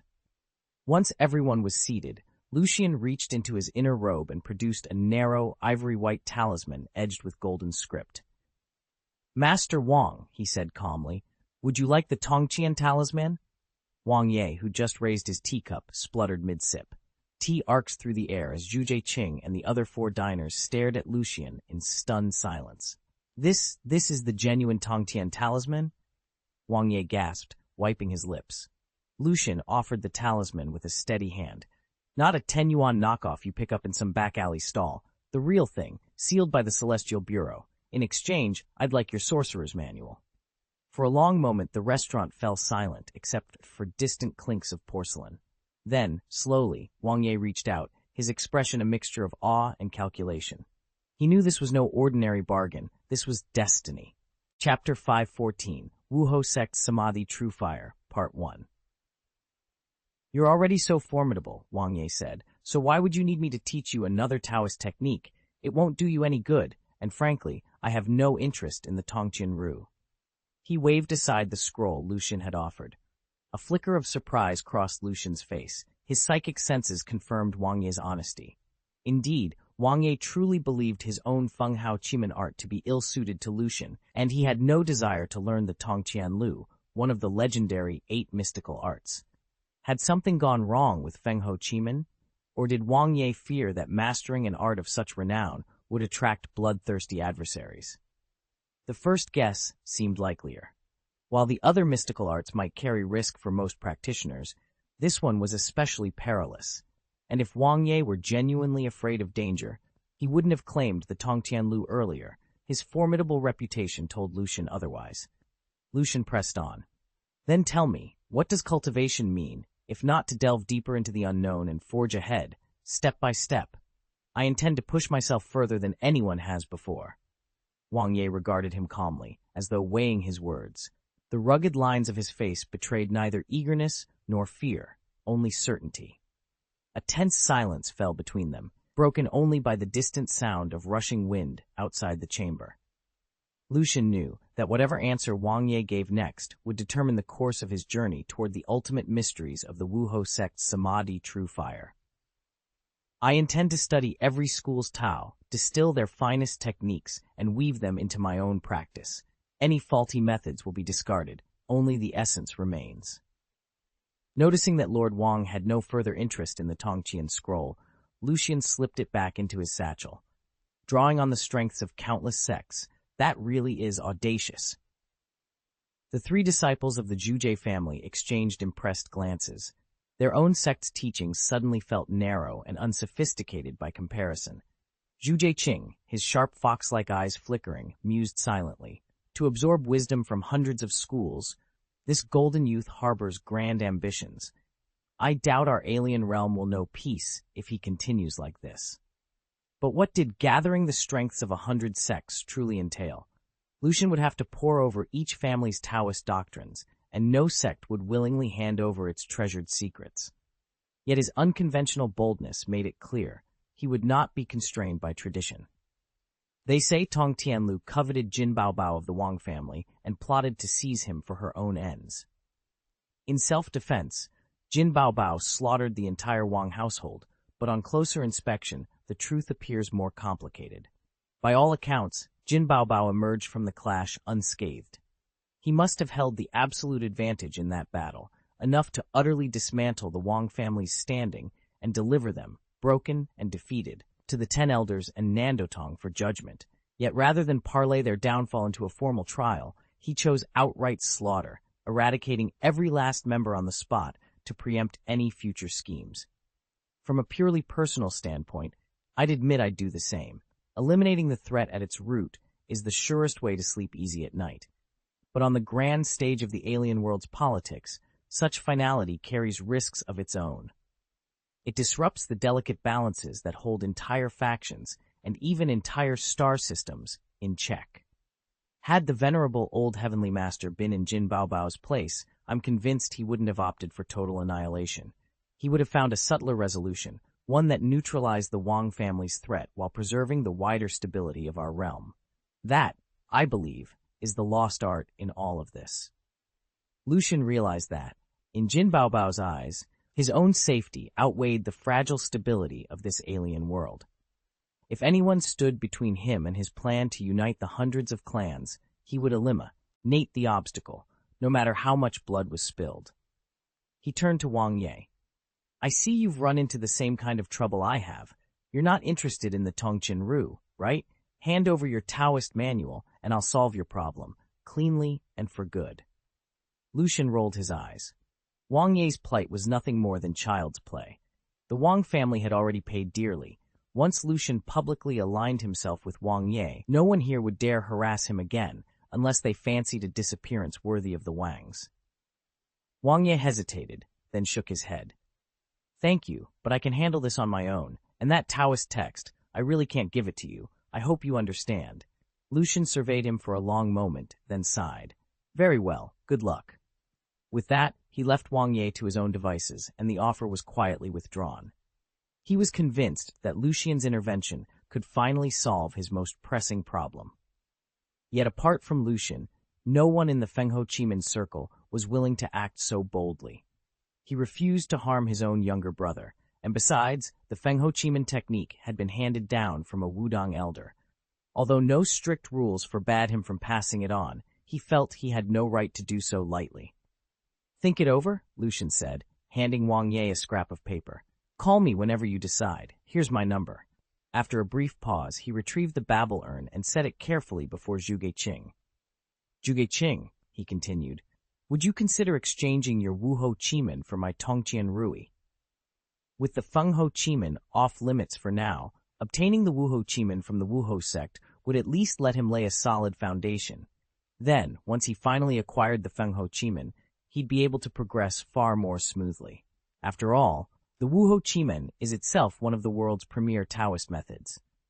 It is said that the Tongtian Ru was forged by Zhu Jiliang himself, the greatest strategist in history, the late Prime Minister of Shu Han, and a master who stood just one step from immortality. From the memories imprinted on the warriors who once stole the relic, Lucian had also learned of another secret. The Wuho sect's fearsome Samadhi True Fire, a Taoist technique capable of burning the very souls of all things, living or dead. Even the most exquisite piece of art, when touched by this fire, shows no outward damage, but viewers sense an unshakable emptiness, as if something vital has been consumed. Given the destructive power of the Samadhi True Fire and the limitless possibilities it offered, trading the Tongtian Ru for the Wuho sect's secret manual was an exchange Lucian judged more than fair. That afternoon, Lucian stood in the dim courtyard of the Juge estate, the cylindrical jade case of the Tongtian Ru heavy in his hands. Across from him, Qing, nephew of the legendary Chancellor, had been enjoying a private performance of shadow puppetry. When Lucian presented the relic, Zhu Qing's leisurely composure shattered. He froze, pale eyes wide. You have the Tongtian Ru," he stammered, voice trembling with disbelief. He stared at the jade cylinder, as if it might vanish at any moment.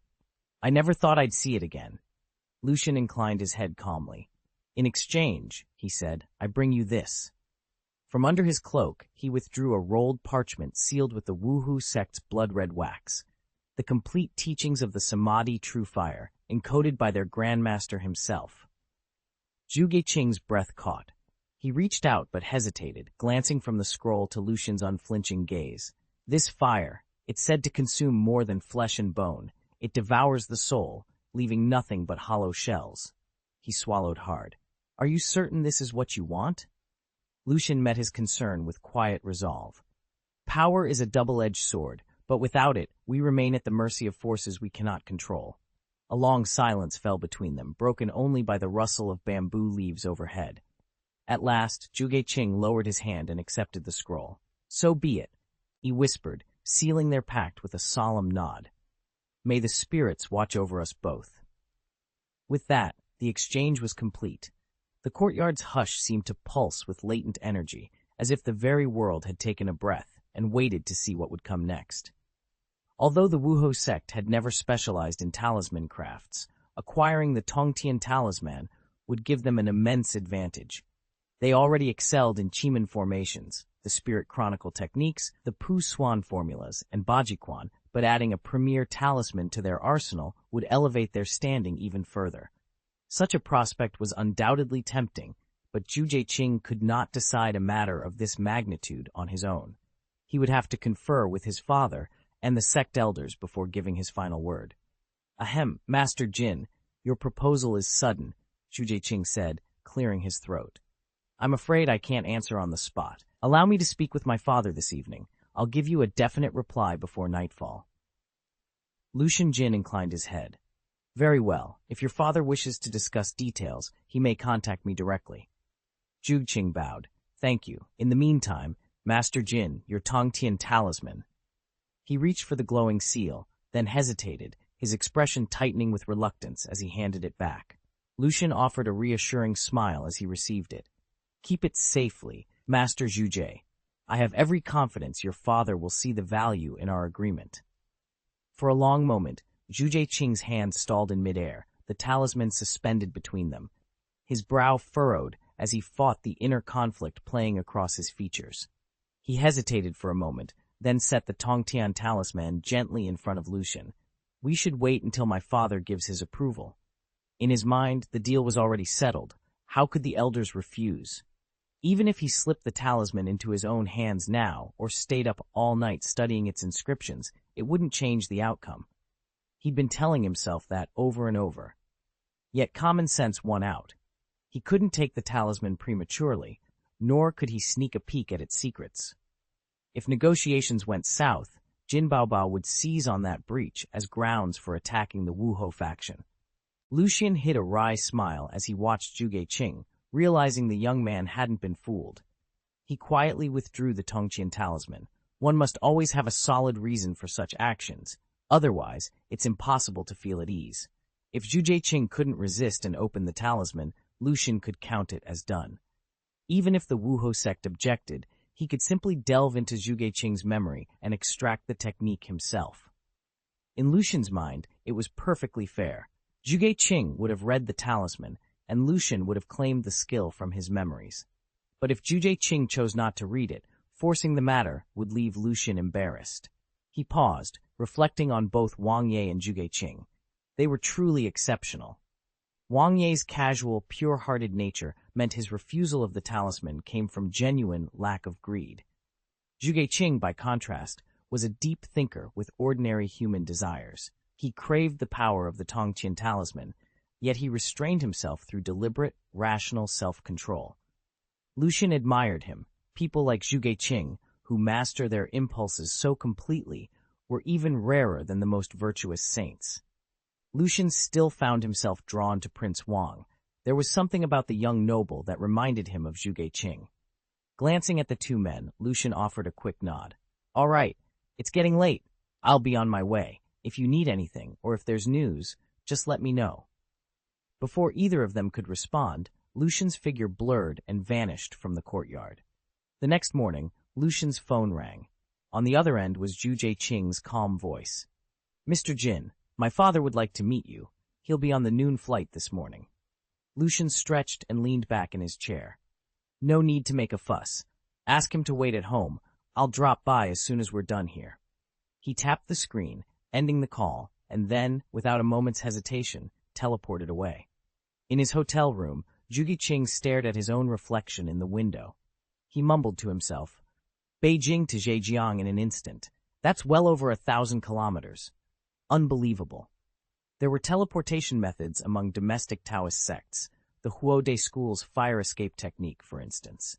The very best practitioners could span great distances, but only if they'd lain down a fire seed at the destination in advance. Lucian's ability to appear without any preparation was nothing short of miraculous.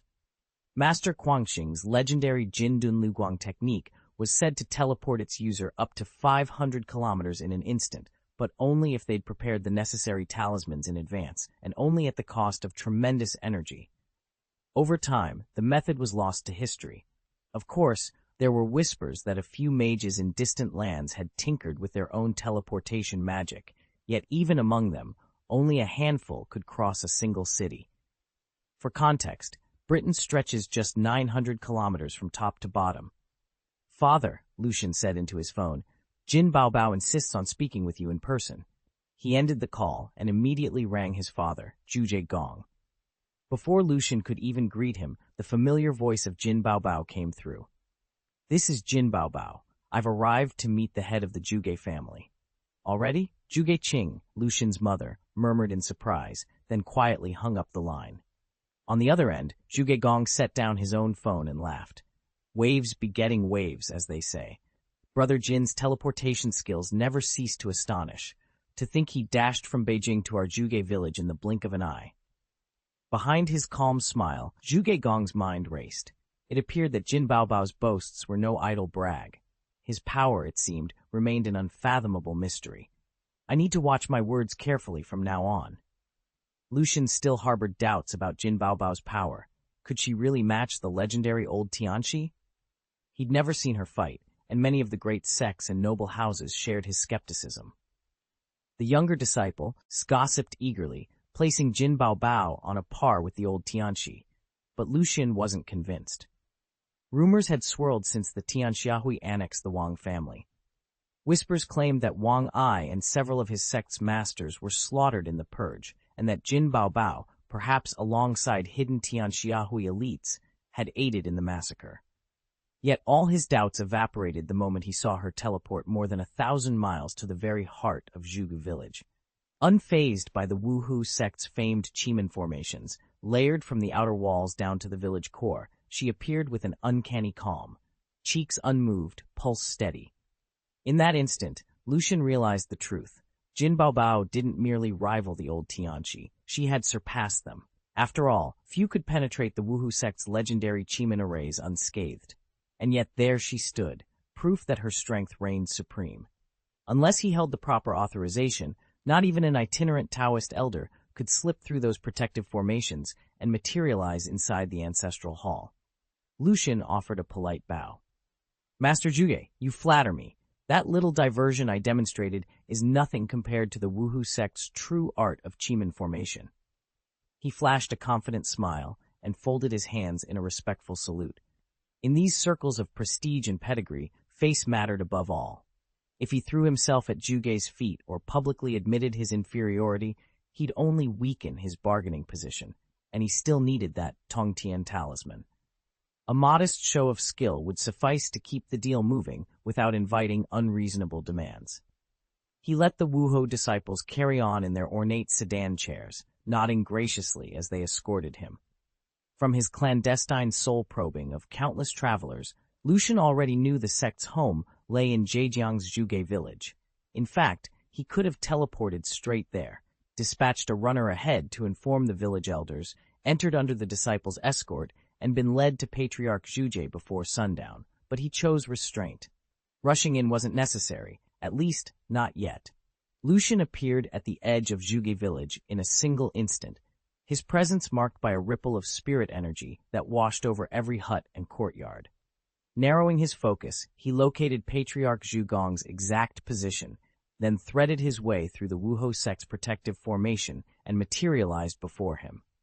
Such a display of both courtesy and power left no question as to his earnest purpose. Zhuge Gong inclined his head in greeting. "You came all the way from Beijing to meet me," he said, a courteous smile playing on his lips. "Allow me at least the same honor." Though Lucian's arrival had been abrupt, the Patriarch's outward warmth betrayed nothing of the calculations turning through his mind. Like his cousin Zhuge Qing, Zhuge Gong was shrewd and experienced. He understood immediately why Lucian had come. They seated themselves at a low wooden table beneath the village's ancient camphor tree. Lucian gently laid out a single parchment, the Tongtian talisman, its ink faintly aglow with promise.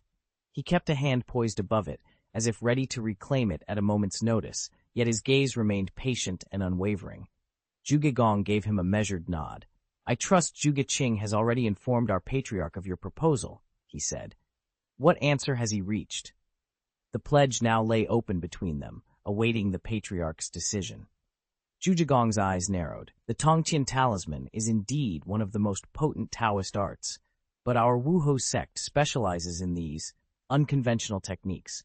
We've done very little research on talismans." Lucian inclined his head, lips curving into a faint smile. "Once I have mastered the Zhuge family's secret method, I swear I will never teach it to anyone else in this world, not even my own descendants. In return, you may keep the Tongtian talisman on the sole condition that it never leaves your sect." Before the Zhuge family's tea attendant could approach, Lucian waved his hand, and 2 porcelain cups filled with steaming tea appeared on the small wooden table between them. He lifted one cup, brought it to his lips, and sipped with the calm assurance of a man who already held the upper hand. Zhuge Gong's eyebrows shot upward in surprise. He had not expected such an absolute pledge. What he did not realize was that Wu Qimin, the mysterious art he offered, was merely the opening act for Lucian's true goal. Fengho Qimin, an even grander secret that transcended the boundaries of this world. Once Lucian had woven the 2 techniques together, Wuho Qimin would no longer stand alone. It would be reborn as something far more formidable. In that light, Zhuge Gong's carefully stipulated conditions meant nothing at all. Lucian leaned forward, his eyes steady. "Incidentally, I've heard that not a single disciple in the Wuho sect has mastered the Samadhi True Fire for centuries. If you'll teach it to me, I promise I'll pass it on to Zhu Qing and guide him through every nuance." Without a moment's hesitation, Zhuge Gong slammed his palm on the table. "It's settled." Chapter 516, Qimin Imaging Technique. The Tongtian talisman is unrivaled among talismanic weapons, yet the Wuho sect has never practiced the art of talismans. Even if they were to secure it, they would find it difficult to unlock its true power so quickly, and it still might fall short of the Wuho Qimin secrets they've painstakingly refined over nearly 2 millennia. At best, acquiring the talisman would enrich the sect's archives, laying a foundation for future breakthroughs, perhaps centuries down the line, when their scholars might finally crack the mysteries of talisman craft. By contrast, the Samadhi True Fire occupies a league of its own. As the crowning jewel of the Wuhu Qimin legacy, it embodies the highest pinnacle of Taoist mastery, yet it remains so profound that not a single disciple has fully penetrated its depths in hundreds of years. Had anyone succeeded, they would surely have been elevated to one of the fabled 10 masters. Even the sect leader's son, Zhuge Qing, a prodigy unrivaled in a century, though he has mastered every Taoist scripture inscribed on the 4 Qimin plates, has made no headway in comprehending the Samadhi True Fire. If Jin Baobao can master the Samadhi True Fire and impart it to Zhuge Qing, That contribution will far outshine the value of the Tongqian talisman to the Wuho sect, and whether he can learn it isn't even in serious doubt. Not yet 20 years old, he has already reached a level of power comparable to some of the old Tianxi, a prodigy unseen since antiquity. The odds of success are high enough that the gamble is justified. Even without securing that final condition, the Tongqian record alone would make the exchange worthwhile. Seeing Zhu Gong's ready acceptance, Lucian realized the last stipulation had been the linchpin of the entire deal, and one he had no trouble meeting. Once he mastered the Samadhi fire, he could pour his insights directly into Zhu Qing's mind, advancing Zhu Qing's cultivation without delaying his own progress. There was no risk, only mutual benefit. "So it's settled," Zhu Gong said, his eyes bright with anticipation. He shook Lucian's hand firmly, sealing the agreement without pressing for any further concessions. Over-negotiating, he knew, might only sour the partnership. A week later, Lucian departed Zhuge village in high spirits and made his way back to Beijing, confident that the path ahead had just become that much clearer.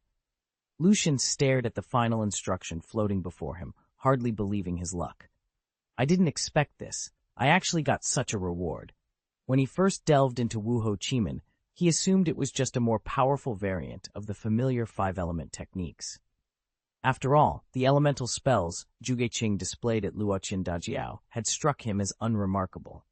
Lucian, having mastered a wide array of similar Taoist arts, hadn't been especially eager to learn another. His real interest lay in the Samadhi fire, an infernal flame capable of injuring the soul, and in paving a path toward the even rarer Fenghao Chimen. Yet as he pushed deeper into Wuho Chimen's mysteries, Lucian discovered that it was far more fascinating than he'd anticipated. The true gem, he realized, was the Chimen Imaging Heart Method, a ritual that lets the practitioner journey into their own inner realm, then link that personal information cocoon to the collective consciousness of the world. Through this psychic tether, Lucian could retrieve hidden knowledge and weave together global data points to forecast future events. Of course, executing such a delicate technique wasn't without its demands. Precise timing, unwavering focus, and an intimate understanding of one's spiritual boundaries were all prerequisites. But now that he'd secured this unexpected boon from his studies, Lucian felt closer than ever to unlocking the ultimate secrets of Wuho, and, one day, transcending it through Fengho Chimen. Lucian had learned early on that mastery of the inner scene obeyed three ironclad rules. First, your mental power must be extraordinary. Without that, foundational strength, you can't even step into the inner realm, let alone extract its hidden knowledge. Second, the more world-shaking the truth you seek, the steeper the barrier you must overcome. Petty curiosities are accessible. Revelations that could alter fate itself demand incomparably greater focus and will. Third, and most crucial, any knowledge you do unearth must never be spoken plainly. To reveal it outright is to defy heaven, inviting a cosmic backlash whose severity mirrors the impact of your disclosure. Beyond raw physical pain, you risk insidious punishments. Your luck may evaporate at a stroke, or you could perish instantly when facing a truly formidable foe. The only way to blunt this retribution is through obfuscation, by veiling your answers in cryptic code or allegory, so that only the keenest minds grasp the truth. You dramatically reduce the risk of heaven's wrath. It's for this reason that the realm's greatest sorcerers, even when pressed for answers, always speak in riddles. During his years in Zhuge village, Lucian devoted himself to the Chimen manifestation method, running experiment after experiment to strike the perfect balance, powerful enough to pierce the veil, yet subtle enough to evade the world's counterstrike. Lucian found that almost any question he posed could be answered with ease, and if he chose to share those answers, no amount of backlash could truly harm him. His power in this world was simply too great, eclipsing every other influence until it became negligible. Suppose he revealed a secret so explosive that it summoned the deadliest curse, some shadowy assassin capable of instant execution. Even then, Lucian would remain untouched. If the most venerable of alien overlords decided this was the perfect moment to strike him down, she would find her efforts wasted. And should an asteroid, like the one that wiped out the dinosaurs, hurtle toward Earth to end his life in a cataclysmic flash, Lucian could effortlessly repel it back into the void of space. In a world where such raw power reigned supreme, Lucian relied on the Chiman phenomenon heart method to divine any piece of information he desired. Though he had dabbled briefly in prophetic magic back in Sakura's realm, he had never before confronted spells so profound. As a result, his progress there was slow, leaving him nothing more than a novice. Yet here, at the pinnacle of strength, he wielded foresight like a master sculptor wields a chisel, effortlessly shaping events to his will. Lucian grinned as he reviewed the newly discovered incantation. It accomplished exactly the same divinatory purpose as his original spell, but with far greater clarity and a much gentler learning curve. By fusing the two techniques, he was certain he'd soon outrank every other fortune-teller in the realm. "All right," he murmured. "Time to check on Lord Wangye."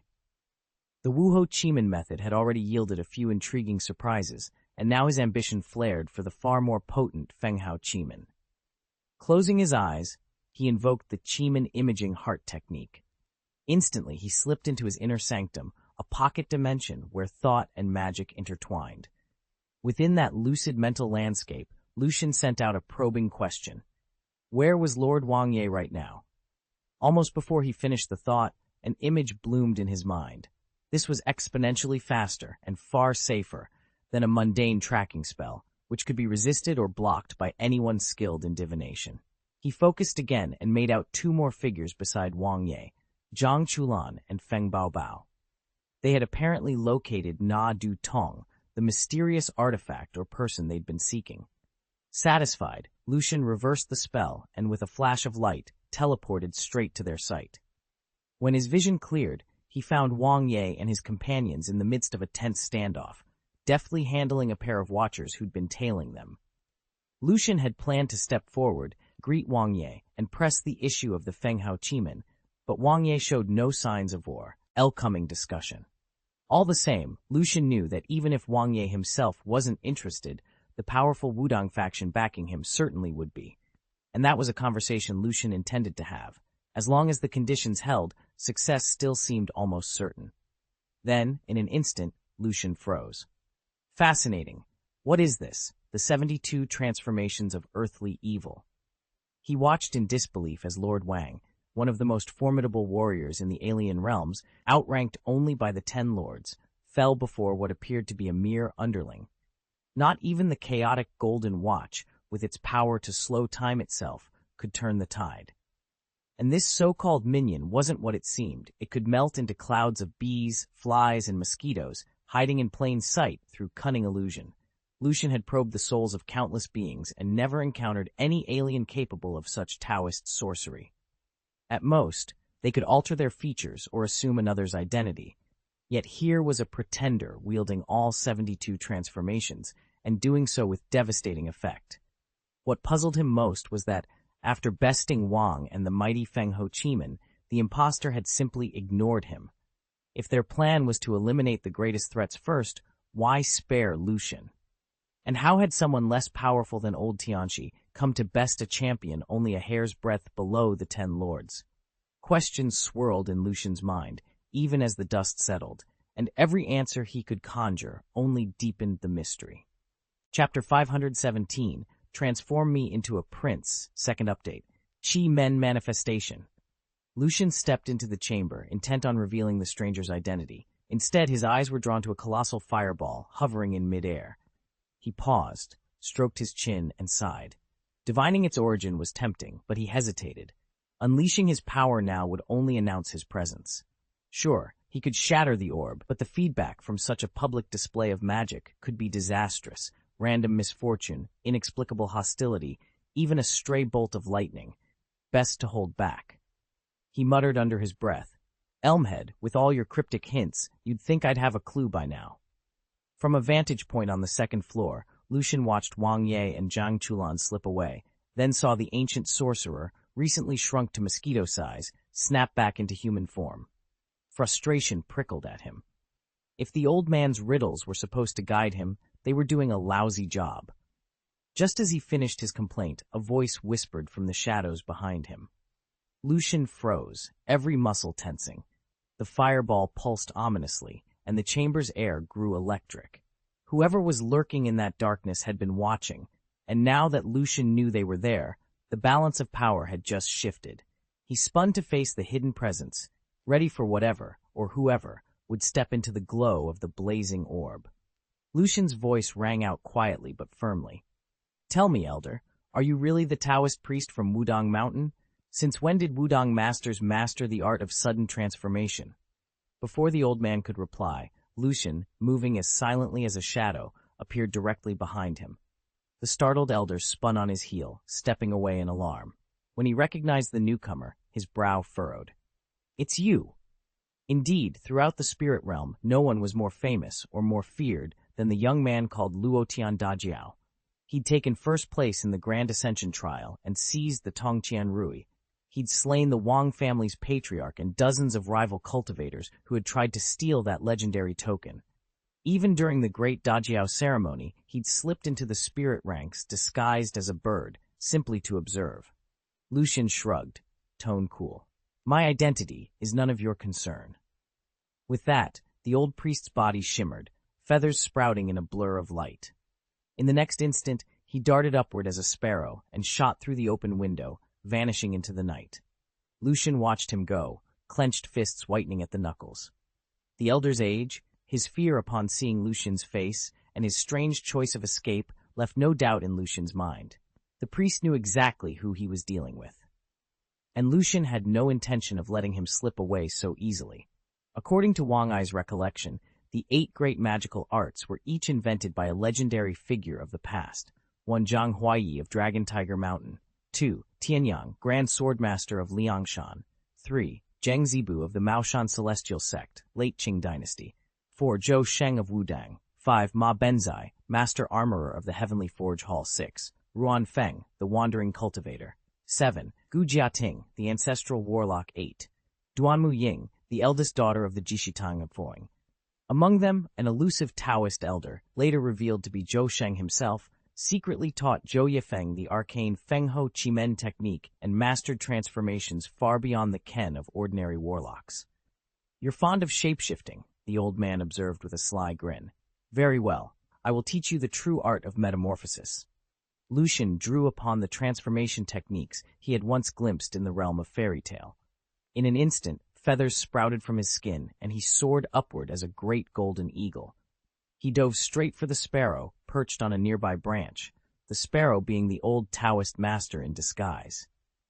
With a hiss of surprise, the elder abandoned his avian form, landing on the road below as a lithe tiger. He leapt at Lucian the ogle with claws extended. At the crucial moment, Lucian shifted again, this time into a lumbering giant panda. With a single, earth-shaking swipe of his paw, he sent the tiger tumbling across the pavement. Silence fell as both combatants straightened up, each gauging the other's next move. Thus began Lucian's true apprenticeship in the art of transformation. Panda and tiger? Lucian was trudging home along a lonely roadside after another grueling night of overtime when he suddenly froze. Under the muted glow of a street lamp, a massive Bengal tiger snarled at an equally formidable giant panda. For a moment, he rubbed his eyes, convinced exhaustion was playing tricks on him. But as the tiger's teeth gleamed and the panda let out a low, rumbling growl, Lucian realized this was no hallucination. His heart pounded. He wanted nothing more than to pull out his phone and capture the impossible duel, but common sense won out. Better to live another day than post a viral video from beyond the grave. He spun on his heel and bolted down the road, adrenaline propelling him faster than he'd ever run. "Wait," called a calm, gravelly voice behind him. The two beasts froze. With a fluid motion, the tiger's stripes blurred and melted away, folding into the gray robes of an elderly man. The panda's black and white fur swirled into the form of a similarly old yet sturdier gentleman. Lucian skidded to a halt, his chest heaving. The first old man straightened, brushing imaginary dust from his sleeve. "This isn't exactly the best spot for a private spar," he said, eyeing the young interloper warily. "You nearly spoiled everything." Lucian's pulse still thundered, but he forced himself to stand his ground. "I'm sorry," he panted. I've never seen anything like that. You both, shape-shifting?" The second elder turned, nodding with faint surprise. "Indeed, You saw us in our animal forms, yet you didn't flee until the last moment. Lucian swallowed, then offered a tentative smile. Your transformation was flawless. I happened to practice similar arts.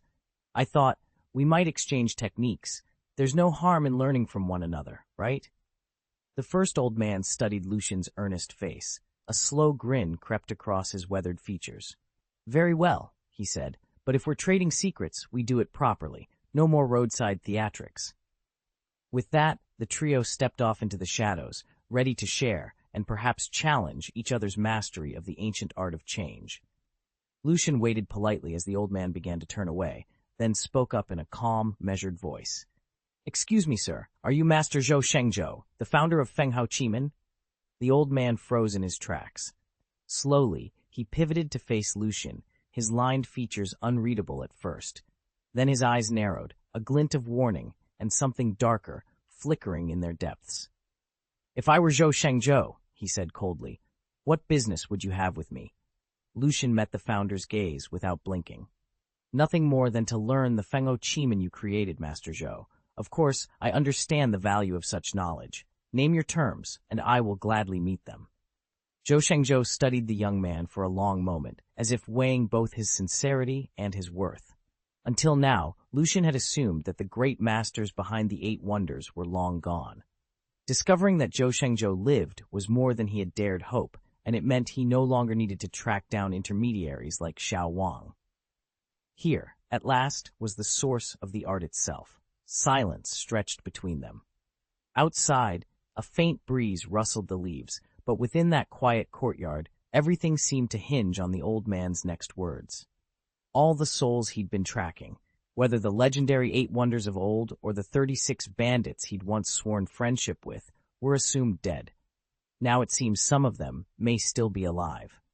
Perhaps a tracking spell would reveal their location, or he could carve out time for a proper divination. If you want to learn my Fenghao Qimen, and that's fine, no strings attached, I can teach you right now. At Lucian's offer, Zhou Sheng rolled his eyes and let a sly grin creep across his face. So the inventor of Fenghao Qimen is suddenly offering free lessons? Warlocks are notorious for courting danger. Their forbidden arts nearly always carry hidden costs.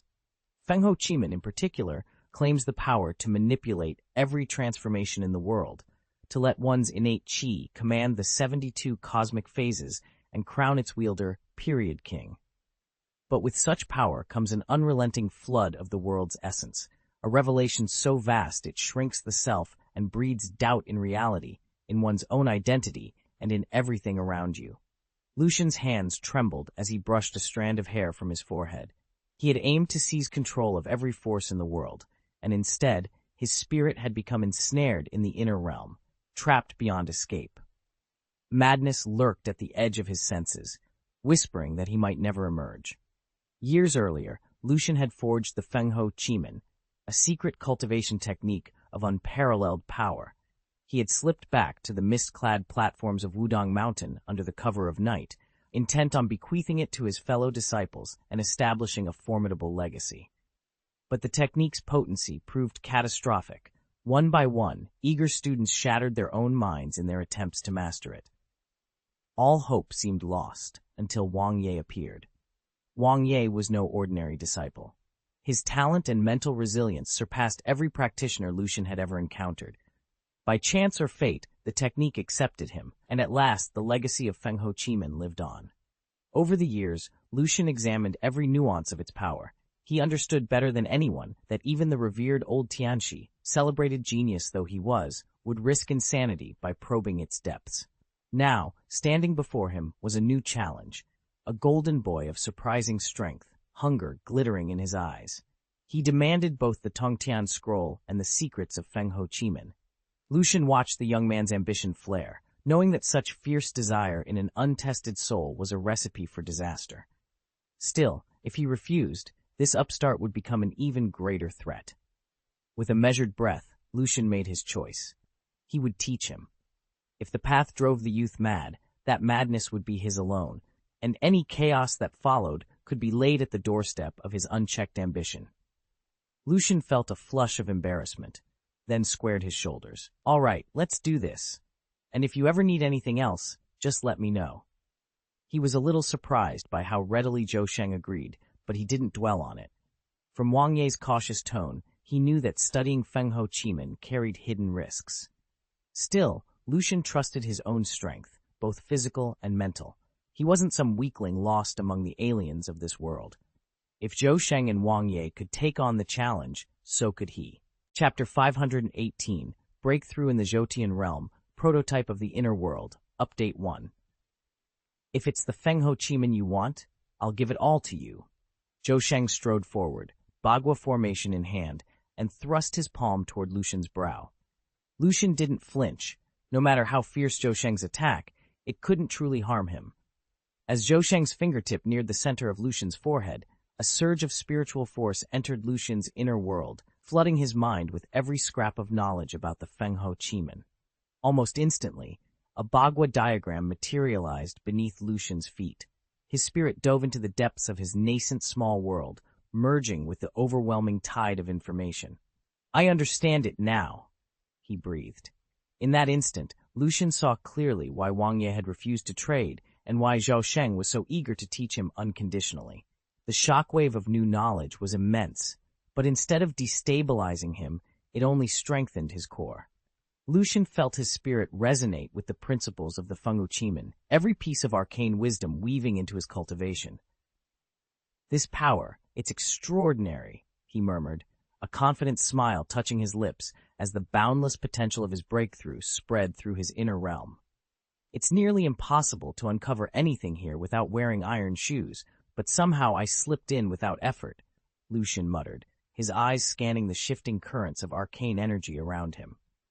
All at once he felt the weight of countless laws and truths, every scrap of worldly knowledge pressing in on his mind. For most, such a deluge would trigger their darkest wuan and shatter their sanity.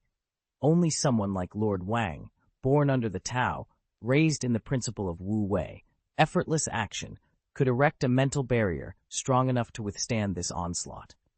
That was how he had begun unraveling the mysteries of the Fenghe Qimen. Lucian, however, was no ordinary cultivator. His spiritual core resonated with the force of a mountain, immovable against the tide of information. If he chose only to resist, he would survive and eventually master the Qimen, just as Wang Ye had. But having glimpsed the secret pathways within Fenghe Qimen, its hidden keystones and pattern flows, a bolder thought seized him. Why merely repel this torrent when he could drink from its depths? Determination flared in his eyes. He would not simply shield himself. He would open every pore of his spirit to receive the world's wisdom in full.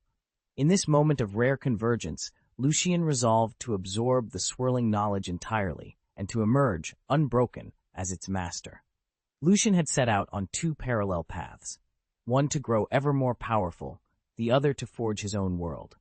Building a reality from scratch meant mastering its deepest laws and amassing vast stores of knowledge, a process that normally stretched across countless years. If he could somehow absorb all of this world's wisdom in an instant, it would be like taking a shortcut straight to his goal. Yet no single clone, powered only by its own spirit essence, could shoulder such a burden alone. "Merge," Lucian commanded. In an instant, a new spiritual channel flared to life. His body and all his interdimensional clones linked together, and he poured his own soul's energy into the unified vessel. The result was instantaneous. His mental strength swelled to 8 times its former magnitude.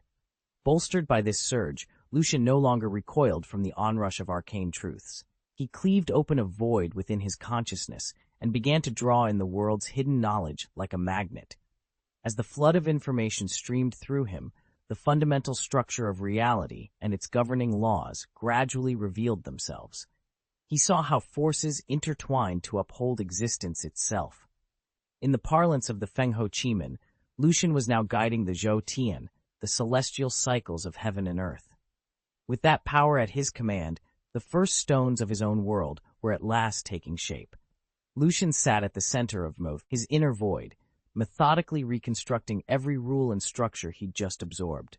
Layer by layer, the empty space filled in, terrain rising here, rivers carving valleys there, until what had been a mere pocket dimension took on the contours of a fledgling world. "It's only a prototype," he whispered, but it's as though I've condensed 1,000 years of work into moments. I never imagined that mastering Feng Hao Chimin would bring me this. Still, the artificial surge of his mental power, 8 times his normal capacity, was beginning to fray his focus. Pain flickered at the edges of his consciousness, warning him that he couldn't sustain this pace indefinitely.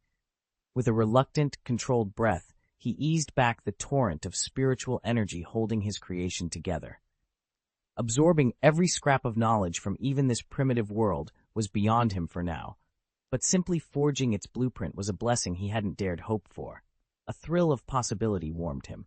No, if I can do this much already, then maybe I truly can realize it. Outside the chamber, Zhao Sheng watched Lucian settle into a lotus posture, eyes closed in serene concentration. There were no signs of madness, no wild distortions of energy, no frantic murmurs, only calm purpose. A chill of dread crawled up Zhao Sheng's spine. He clenched and unclenched his fingers, grappling with his resolve. Finally, he raised his right hand, knuckles white with tension. "Don't blame me for being ruthless," he said through gritted teeth. "Blame yourself for poking your nose where it doesn't belong and for being too greedy. I can't leave you alive. You're too dangerous." Lucian's voice was cold, his decision unshakable. He would strike his opponent down before the man even knew what hit him.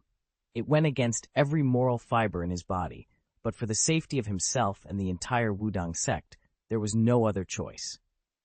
If Jin Baobao returned and announced that Lucian had survived, and, worse, that the secret art of Feng Hao Chimin was shared between Wudang and Lord Wangye, disaster would befall them all. The world would learn that Wangye's mysterious Taoist prowess came from Feng Hao Chimin, an art Lucian himself had created and painstakingly taught only within Wudang's walls. Allowing any outsider to discover its secrets was unthinkable. He lunged forward, palm blazing with force, aiming straight for Lucian's heart. But at the moment of impact, Lucian vanished.